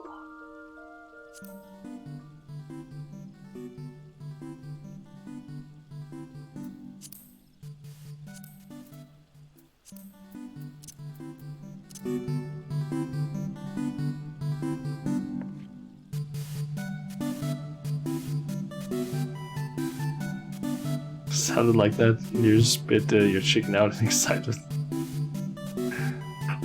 I might have said something that sounded like that. I don't even remember what I said before. Okay, so this is basically just a...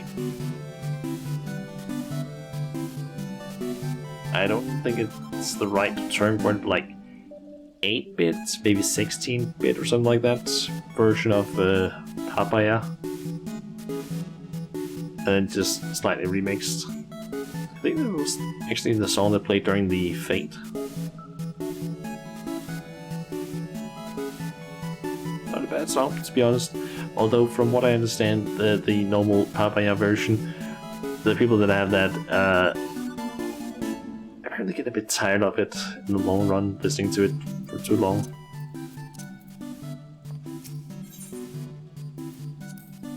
Just turn that off. Okay. Let's see here. Okay, so I did say during, or in the, I think it was like my going live tweet, or actually it was the going live in a little bit tweet. I did say that I might do this stream, make the stream a bit shorter, because I am kind of tired, and I think I was about to start saying it during the start, but then Fabo rated and I completely lost my train of thought. But I didn't sleep a whole lot last night, because from Wednesday to Thursday I basically stayed at my parents' place. The problem is just that the what is they called? The pillows that I use there are not exactly great for me to use. So I usually tend to get a lot of pain in my neck, which kind of causes me to get headaches. So yesterday I basically ended up having a bit of a headache the entire day. Did get it to basically disappear a bit, but then I woke up during the night because it basically came back, so I didn't really get that much or that great of a sleep. So I'm kind of tired today. I still have a little bit of pain in the neck. Thankfully I don't have any headaches, so that's nice. Do you want some put with us? You know, outside good, but home best. That is true. I vastly prefer just sleeping in my own bed than the one that my parents have, because I don't mind it, but the pillows I need to basically lie in a very special way with those pillows, because otherwise it just destroys my neck. And I kind of apparently forgot to do that when I slept at my parents' place. So yeah, I'm thinking of maybe just cutting the stream a bit shorter today, since I am kind of tired. So yeah, I am thinking though that I kind of want to maybe do a little bit of stuff before ending, just like maybe get it up to the 2-hour mark. The thing is just I don't know what to do.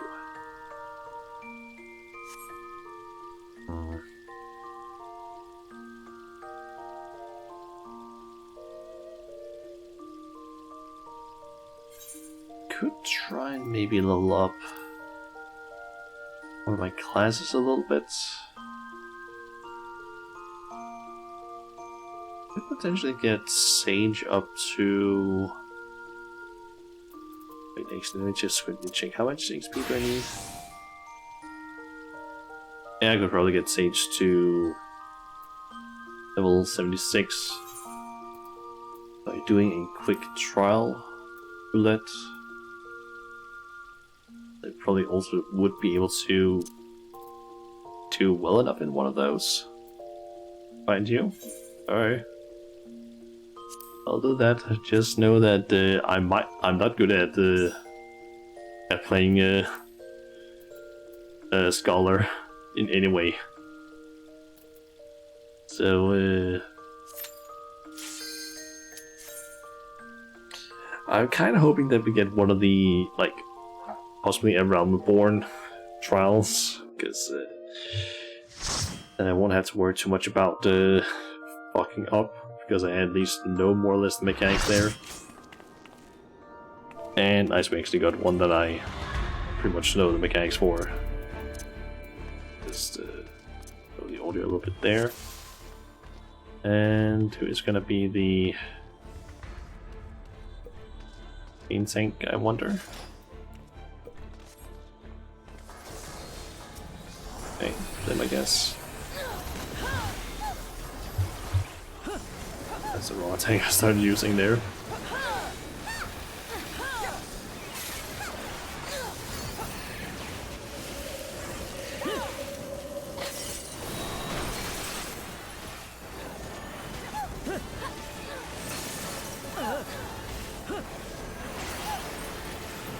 Of course, we have both a Sage and a Scholar.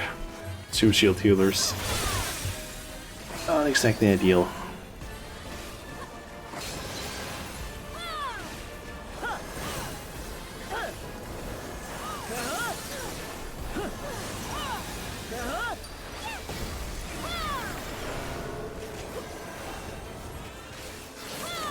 Remember, yeah, oh, I don't have Thomas Con yet.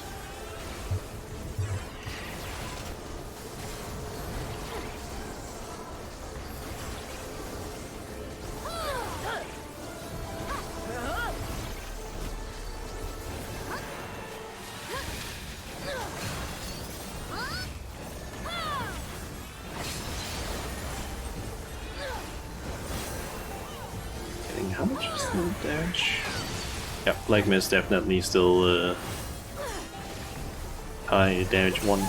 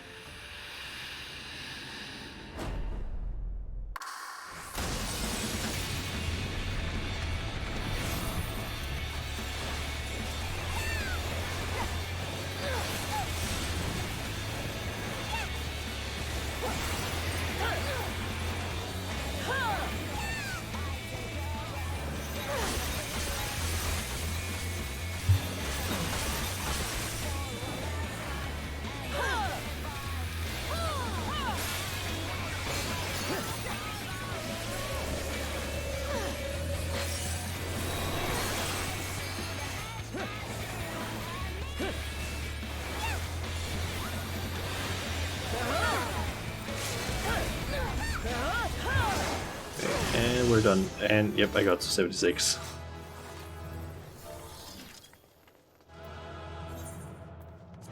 And my Kalila is just gonna get that recommendation. And I even got like another 400,000 because I did got a challenge done apparently. Nice. And nothing I can equip.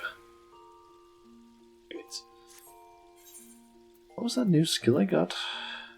Hollis. That is that one. Restore own HP and we have all party members. Okay, right barrier. Okay, reduce damage taken by self and party members. That's a pretty good one. That is also a 2-minute cooldown. Things. I feel like Sage actually has a lot of like long cooldown ones. They have this one. This is a 1 minute one. 90 second, 30, 20, 120, 120, 60. Some of them aren't that long as well, but 90, like they have some that are decently long. 120, like they have a lot of 120 second cooldown ones.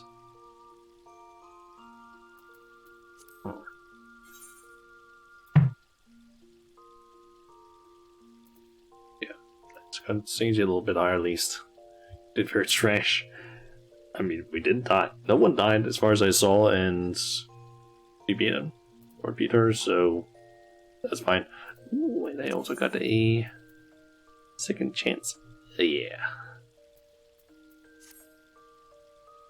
Basically, currently I'm trying to level up White Mage and Sage using tribe quests, because yeah, my mage is just getting a lot of XP, and Sage is getting a little bit, but I can also like substitute a little bit of XP with just trials or some roulettes that I feel is safe enough doing, because I gotta be honest, Sage, I don't understand like half of these things.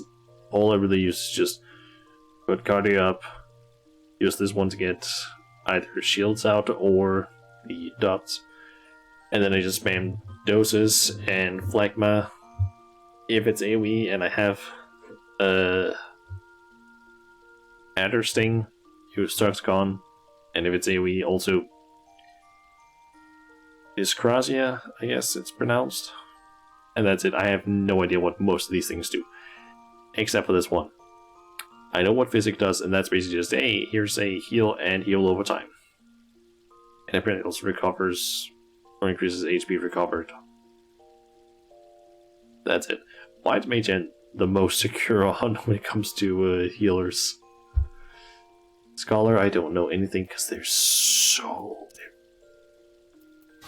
Like, there's this entire block essentially over here, which just like, I don't know what half of these things do, really. Or really just, 16 technically just these 6 abilities, but it's still just like, I don't know what half of these things do. Or how to use them well. I have not played healer in a long time. I feel secure enough on White Mage at least. Most of the others, I'm just like, nah. Like Scholar, I haven't even played really, because I basically leveled it up using Summoner, which I like the idea of that basically being the case, that you can level up both of them at the same time. But at the same time, it's also like, oh yeah, you leveled up something like one or the other, but never played it. Yeah, you should not be just jumping in and then, like, if you leveled up with using Summoner, you should not jump into anything on Scholar unless you know what you're doing, like, unless you've studied up on that stuff. And also the reverse, although I feel like Scholar is way more complex than Summoner is. We still feel secure on Summoner and Warrior. Gotta be honest, of the tanks, Warrior's the one that I'm most secure on. Because it is also the simplest one of all the tanks. Like Paladin, I forget like half the time that I have Goring Blade now. Because that used to be like part of the like rotation. It used to basically split off. Basically there's a bit too many buttons here, where it's like Warriors, there's less buttons, and most of it is just like, you use this stuff, if you pop this, you use this one, and use 3 of these. Use this and this together. Use these 2 whenever they're off cooldown. Use this in AoE, and this one in AoE instead of this one, if it's AoE. Get low on health, and you're you're basically pulled a bunch of ads, pop this, you're at full health. That's it. That's basically a Warrior, and then just, of course, mitigation stuff. Like, it is so simple. And I love it for it. I used to play Scholar for the MSQ, it wasn't too bad. Apparently, after White Mage, Scholar is the easiest to play. I'm assuming that's probably because of the fact that the pet does a large part of the healing. I just get kind of scared at Scholar due to the fact that there's so many abilities. I feel like Scholar is one of the classes with the most abilities you need to have on your hotbars in order to play it. Because like, I have 3 hotbars. I do also have like place and heal, but that's apparently because that's kind of necessary. And then I just had like only 2 hotbars available that aren't used, or 2 spots that aren't used. There's a lot of insta heals. Yeah. Like in terms of White Mage, I have 6 buttons, or 6 spots basically empty. Astrologian, there's 4 spots, but this one is also just confusing as shit for the most part due to like, you need to keep track of the cards, place those in the right players, or on the right, on the right players depending on their class. and then basically deal with the whole like icons you get here. So you can use Astrodyne, hopefully as effective as possible. You have so many things you need to remember to put down your fucking earthly star at the right time, so that there's time to count down the 10 seconds, I believe it is. So that it basically upgrades, so you can pop that. There's so much stuff, and then there's also like Minor Arcana, which is also a whole other thing. Astrology is the hardest heroes playing. I honestly wouldn't be surprised if that's the case. Scholar, as I said before, I understand parts of it, but there's also just parts that I don't understand because I just don't end up using it. I did do a main scenario roulette with this, and I think we got the trial. And I did use Caracol a few times, basically, what do you call it, reduce damage that we took, but I do believe that one also had, I think that was a group where the DPS for some reason was unbelievably low. Like, I feel like I've gotten some runs in the main scenario roulette where it's like, it is extremely obvious that there's someone in the party, most likely one of the DPS, that has no idea how to play their class. Due to the fact that you can see that, oh yeah, this ability that's you're not supposed to see during a normal playthrough of the dungeon, you just see like that, oh, it loops. For example, during Ultimate Weapon, one easy way for me to see if we have like low TPS is if during the Garuda part, if Eye of the Storm happens a second time, we have low TPS. Because that's pretty obvious. I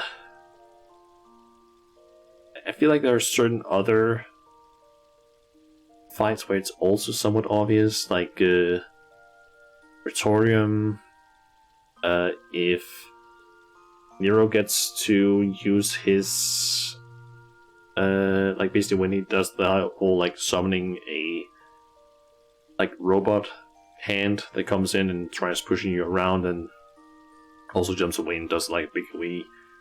If he is able to basically survive that AoE,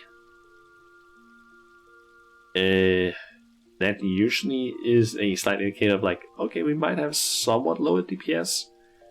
And basically the longer he survives after that second one, it's like, okay, yeah, the longer it takes for him to die after that second AoE, the lower the DPS is, because usually he almost always dies during that AoE. Or right after it.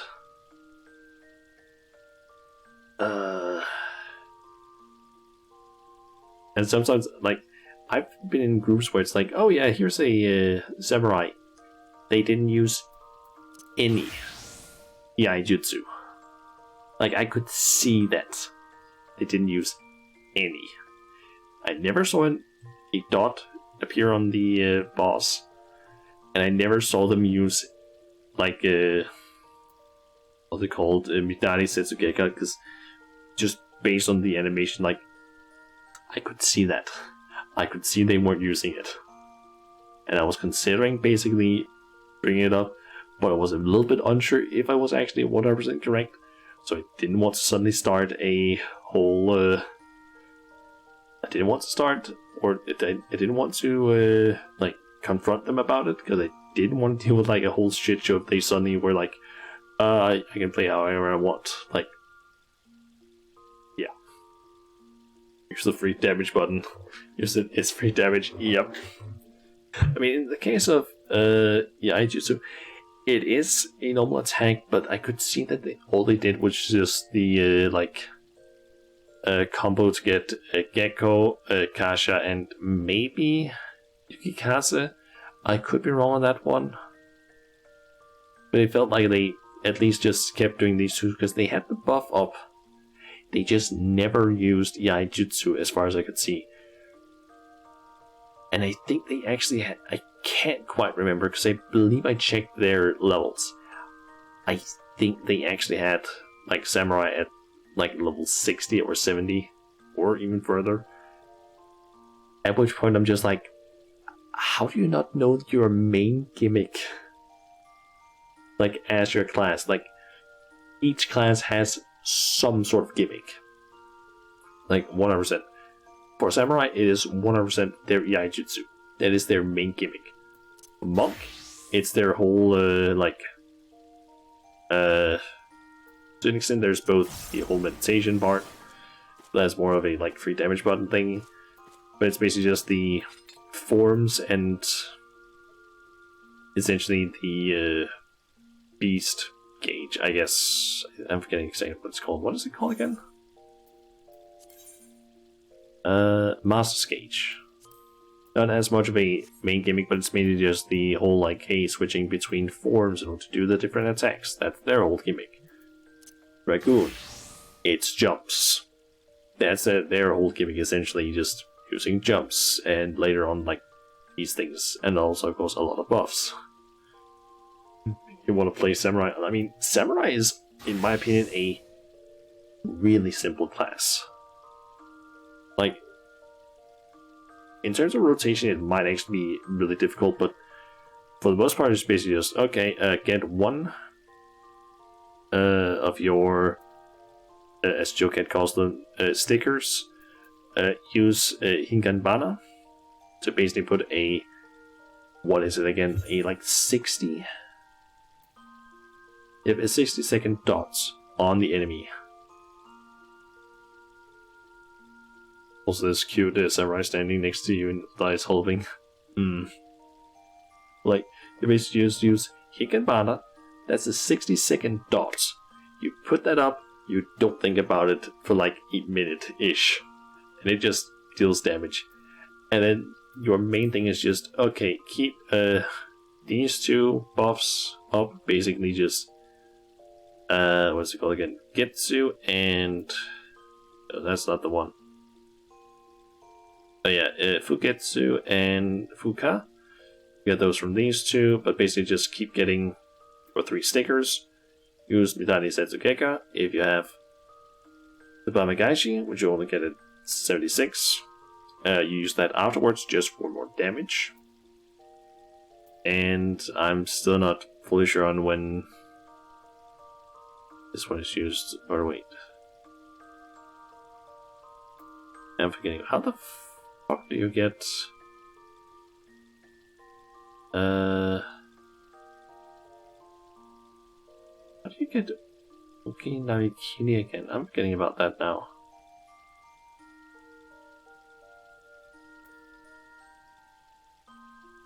Oh yeah, this one gives that. Like, it's basically just you keep getting your stickers, you use Midari Setsugeka, and that's pretty much it. And then you just, whenever you get enough Kenki, you just use either Hisatsu, one of your Hisatsu's attacks, depending on which one it is, preferably one of these two first. You just do a bunch of damage, because they also have a long cooldown, and then you just use these two if you have nothing, and then once you've done 3 Yaijutsu, you can use Shoha or Shoha 2, depending on the situation, and that's pretty much it. And then you just use these for AoE, and these basically get quickly cast of Yaijutsu. You do also have like some of these things over here, but that's more just movement, ranged, something to get Kinki gauge, something to use when you have nothing you can do. So basically like boss transition phases, to basically just get meditation and Kinki. And this one should just get Kinki and the ability to use Woki Namikiri. That's literally it. Kinki gauge, almost kinky. But true, it does sound a little bit like kinky.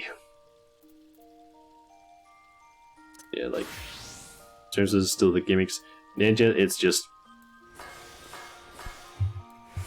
fucking Naruto jutsu shit. Reaper, it's basically just, hey, you have a bar, get that one up. Oh, you have use that for these attacks and these attacks. You get using these attacks, you get this thing filled up. This thing gets filled up far enough, you go into edgy mode. You do the spooky splice a bit, and then you use communion, and that's it. And you just make sure to have your best design ability jump. That's literally it. That's what we are talking about, kicks. Yeah. More of the gimmick stuff. Parts, it's literally just songs. That's it, it's songs. Just keeps buffs up on the entire party.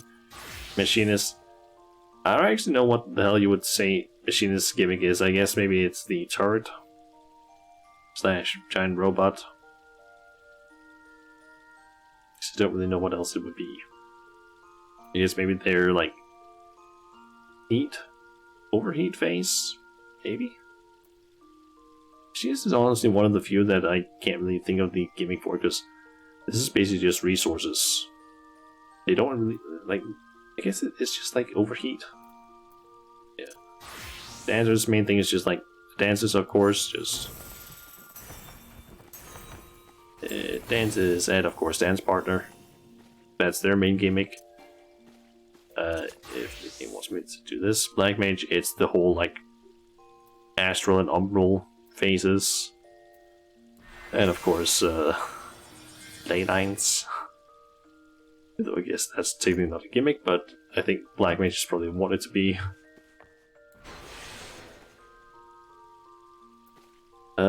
Summoner, it's basically just, yeah, summoning. Of course, Carby. Yeah, basically just summon big things and do a lot of damage. Red Mage is just the whole like red and or not red, black and white mana, and then just big combos. I don't even remember how long is that entire combo again. You do those 3, then you get that. So that's number 4, which is kind of a split. But you just have 4, then 5, and then it's a 6-hit combo. You basically do once you get 50 of both of the manas, you basically just do these 3, then you do which one is actually the one that replaces? I'm forgetting now. I'm forgetting which ones they actually replace. But I think it's these 2 and these 2, or maybe it's these 2. I'm forgetting. But one of those combinations basically turns into this one or this one, depending on if it's wind or thunder.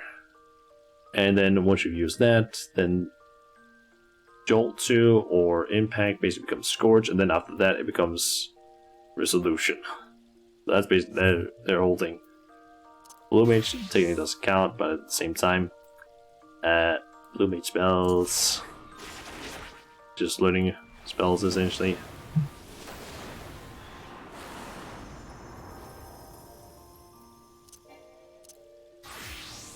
White Mage, I guess it's just the whole release, just you occasionally get those, and then you can sacrifice the blood for the blood lily. Scholars, it's pet. Astrologian, it's the cards. Sage is the fact that you heal by doing damage. That's the gimmick there. Paladin, I guess Paladin's gimmick used to be, it's like magic phase, or split magic and melee phase, but I guess that's kind of gone now, since now you basically just use request cuts to basically just spam the Confetti Ore combo. That's basically it. Warrior, Unka Bunga. That's basically what I'm gonna just call it, because that is literally it. Like, Warrior has like a gimmick, which is basically just the rage gauge, and basically having like being straight up unkillable in like normal dungeon content, but it's literally just Unga Bunga. Dark Knight, I guess it has a decent amount of AoE, maybe? Or maybe it's... Actually, I think maybe the gimmick of sorts with... Actually, I know what it is. Dark Knight's the only tank that actually uses mana. And they also have like the whole Blackest Night combined with the Edge and Flood of Darkness. Dark Knight is the DPS thing. That is also true. They do have like the highest DPS of all the tanks during their burst window. I think after their burst window they might fall a little bit down, but they do have like the highest, like in terms of burst, they deal apparently a ton of damage. But it's also only for like a small amount of time. And then it basically just goes down to normal. Could be wrong a little bit of that, but they are like the best in terms of DPS there. Outside of the burst, the tanks are quite even, yeah. They do have like, during like the 2-minute burst windows, whenever they happen, it's like Dark Knight just fucking shoots up there. But in terms of like tanking normally, they do like a little bit behind due to the fact that their main sort of fast cooldown is the Blackest Night. Which is a little bit hard to use, because if you don't use it correctly, it's basically just wasted MP to an extent, because you want this thing to break, so you can use one of these two. That's the whole thing, whereas Warriors don't just like, pop this, you just fire off these. Like, fire off 3 AoEs, and you're good. Nothing else. I guess Paladin just has like so many fucking things like they have. The usual 3 things there. They have Sentinel, they have Bulwark now, which just blocks damage. They have Impale, which I'm getting. Does that one trigger now from Convincing?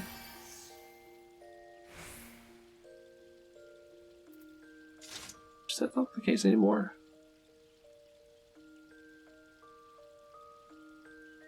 Oh, it actually okay, they actually fixed that thing now. Bimetal used to only trigger when you basically got a heal from someone else. That's actually nice that it now just straight up uses it immediately. It's nice. You also have like Passage of Arms, which is like one of the coolest looking defensive cooldowns. It just looks cool.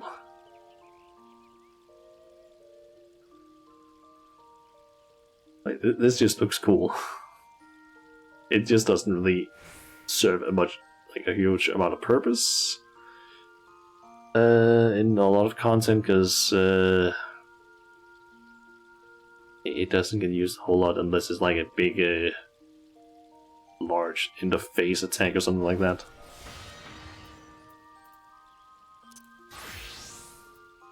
Dark Side is also a bit of a like. Rather the Living Dead is a really risky one, although they did make it a lot better not too long ago with the whole like cure potency when Living Dead basically triggers, which is just like if you basically get if you use that in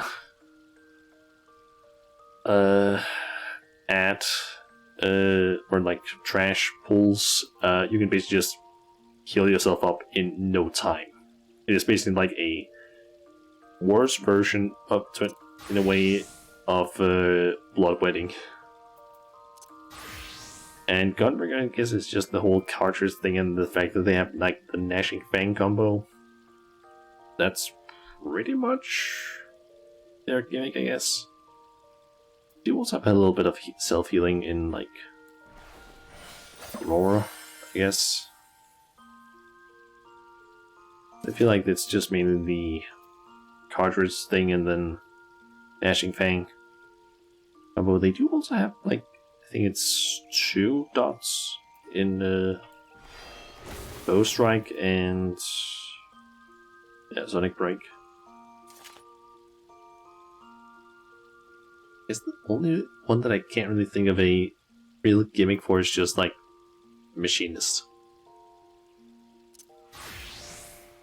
But I just might not be able to actually figure out what the, like, what do you call it, gimmick for them are, because the only thing I can think of is just like literally overheat phase, but I guess that technically kind of counts the same way as the others.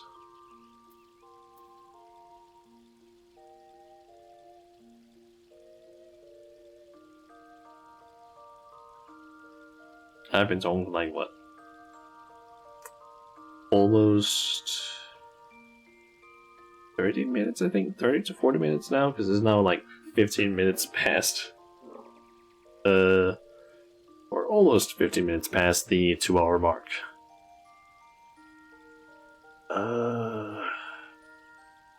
Would I think of anything else to do? Should I just end the stream now? I wonder.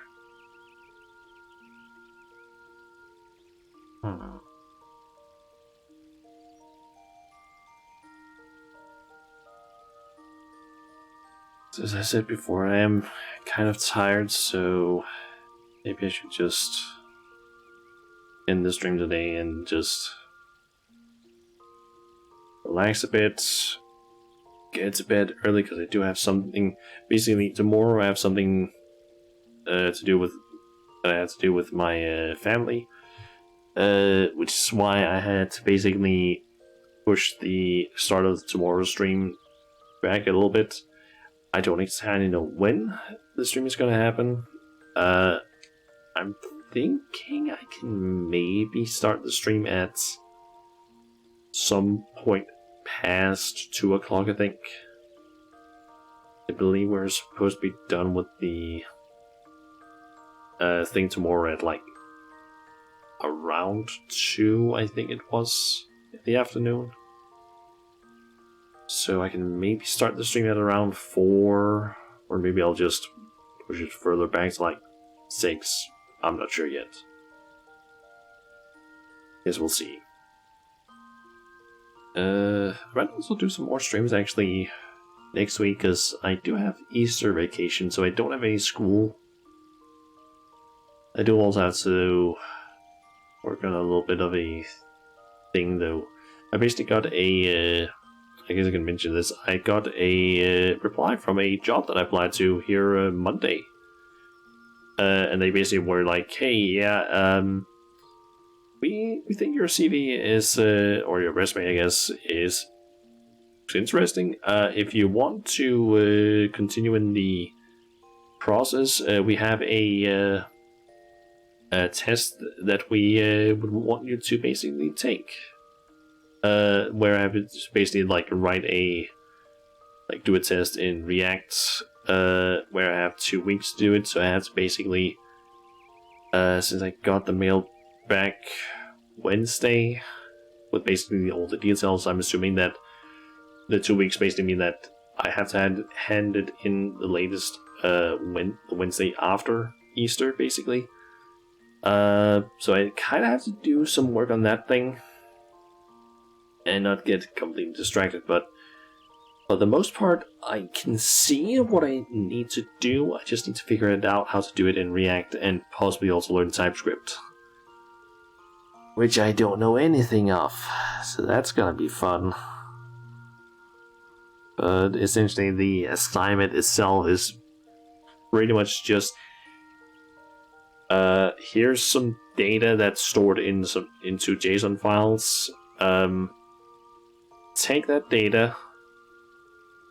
They already given me like a little bit of like base code essentially to start from, but essentially currently it just displays like a table with some names.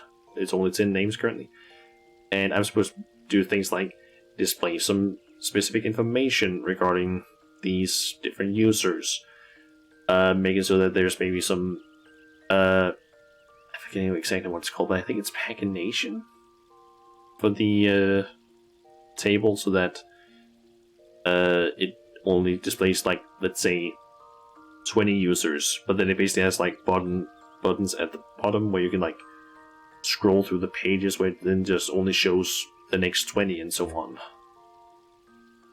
Because I think there's like, I don't even know how many users there are, but there's like, I think at least 50 or so. So they're not supposed to be all displayed at the same time. But like, then I also need to try and make it like look nice if possible. Make it so you can just do CRUD essentially. So create. I think at least it was CRUD. Maybe the create part isn't part of it, but like updates.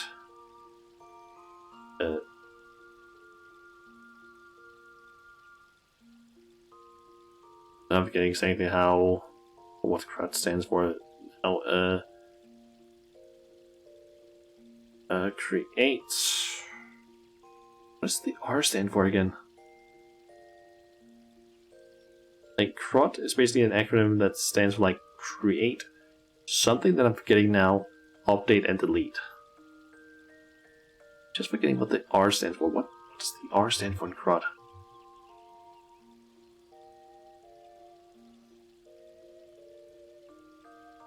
Read, that's the one. I completely forgot about read. Read is like the most important one.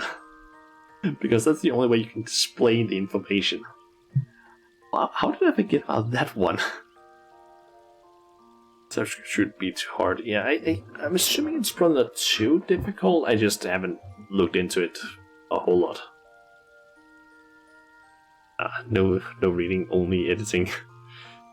Yeah, only I do believe that part of the assignment is basically like, hey, display this stuff, which is like, that's the whole part of read, which is like, that's kind of important, because if I can't display stuff, that's not really a done assignment. One thing that is kind of nice to know though is that the assignment itself, they do write that they don't expect us to necessarily finish the entire thing, because they would rather have it that we maybe make like we complete like a small amount of the tasks that they want us to complete, but make it so that they are well written, don't have errors, just like it's good code, instead of the participant basically writing like we're completing all the tasks, but it's basically just code that's held together with like duct tape essentially, so like bad code. I would rather have it just to be like not a completely finished assignment with good code, rather than just everything is completed with bad. So that's at least nice to know. Means that if there's something that I can't figure out how to actually get to work the way that I want it to, I can just push that to the side and try and focus on the stuff that I actually can get to work.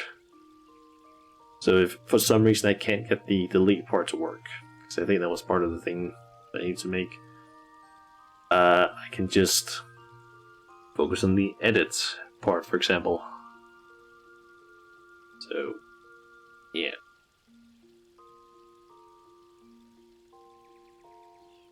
Thankfully, I have kind of messed with this stuff before when I had to, like at my previous education, where I actually learned a lot of coding stuff. We did have to make basically an entire admin panel, which is, I guess, technically a CMS, content management system, where we basically had to have a full-on CRUD in that thing, so we could create things, read the things, just have it be displayed, edit the things or update them, and also, of course, delete them if you have the right permissions.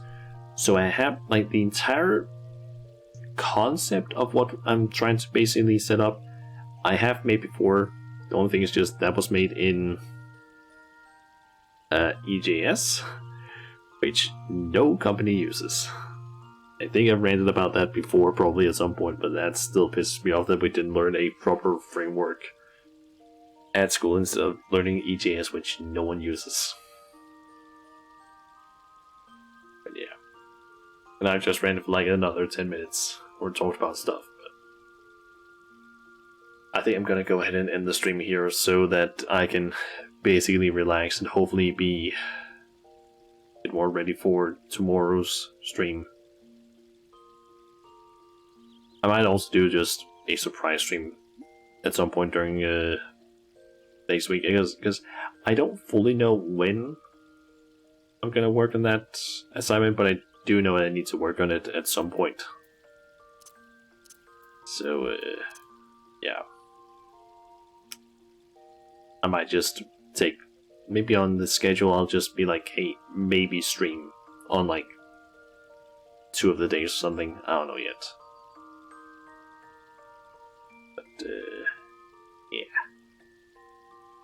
Anyway, let's switch over to that scene.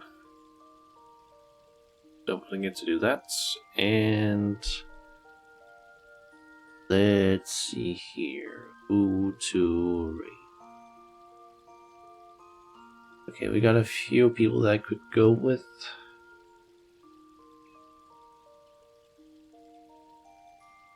I believe a few of them are from the Danish YouTuber stuff. Yep, we have at least 3 of them.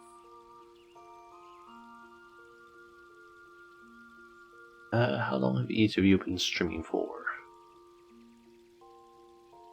That is what I'm curious about. God, that was loud.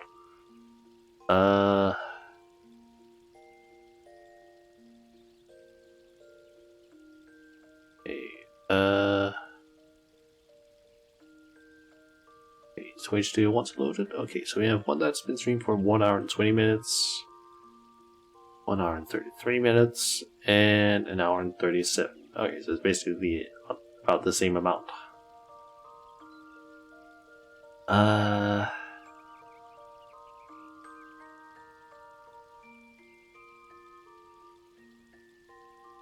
Let's go with...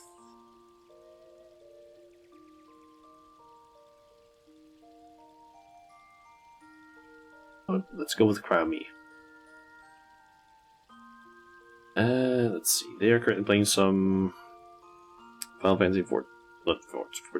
Final Fantasy 15. And I'm not really sure how far she is. Because I haven't played the game and I have no real knowledge about it, but she seems to be playing it or fighting against something called the Mystic. Just like a level 53 enemy, but I have no clue who that is or how far into the game that is. Should be a road trip with the boys. I mean, that is pretty much what I primarily know about Final Fantasy 15. It's essentially just like, hey, it's a road trip with the boys. But right now, Crowley's like fighting against some giant, I don't even know what to call it. A giant knight in armor with like a large sword that's like twice, I think his name is Noctis. The main character is like twice his size, like the knight. And yeah, Crowley's not doing a whole lot of attacking, mainly just dodging. And it doesn't seem to be doing a whole lot of damage as far as I can see, but maybe it's like a super boss or something like that. I have no clue. But yeah, I think I'm just gonna make Crowley then. And yeah, I'll hopefully be back tomorrow unless I end up being too tired, in which case I'll find some other day that I can stream some Final Fantasy. But the plan is currently just to tomorrow. The plan is to maybe do some Eureka Orthos or some other deep dungeon if possible, because I did get a basically Darky from my FC who joined us for a bit in the chat Saturday. Did mention later that day that they wouldn't mind if I actually did some Eureka Orthos, or I guess just in general deep dungeons, because they do like watching that themselves. It is apparently a pretty popular thing on Twitch, so it could be a possibility, because I do want to get into some more deep dungeons. Have been working a bit on Red Mage in Palace of the Dead on a solo run, but I guess we'll see. I'll have to figure that out more, at least.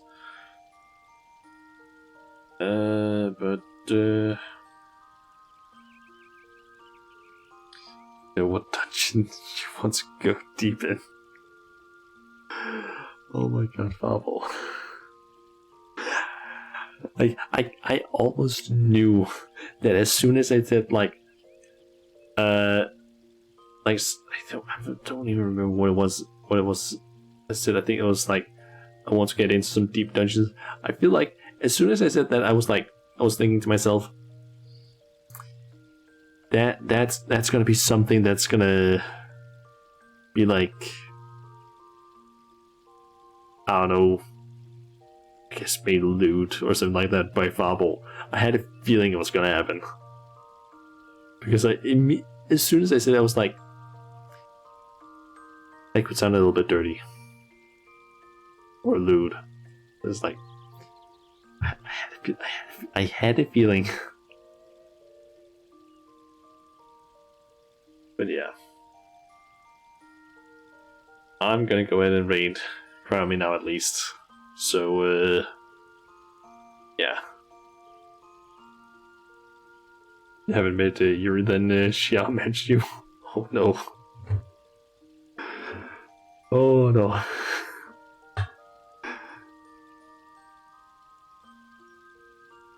I feel like a few of the people in my FC could probably also just turn basically anything lewd, because my god, some of those people are horny as fuck. Even inside Final Fantasy, they're like, you're horny. And I've walked in on some of the times where they've been horny in certain areas in our FC, like the workshop. And I saw some shit that was like, or rather, I read some things that where it was kind of like, okay. And then they asked, hey, do you want to join our ERP? And I was like, I think I'm gonna pass. It is like, in this FC, you can just, if you go to the quote unquote wrong place, I guess, you can find some weird shit. So, yeah. Anyway. I need to stop talking and just raid Krabby. So, yeah. Hopefully I'll see you guys tomorrow, if I actually end up doing a stream, but yeah. For the time being, that's at least the plan. So, until next time, everyone, I'll see ya.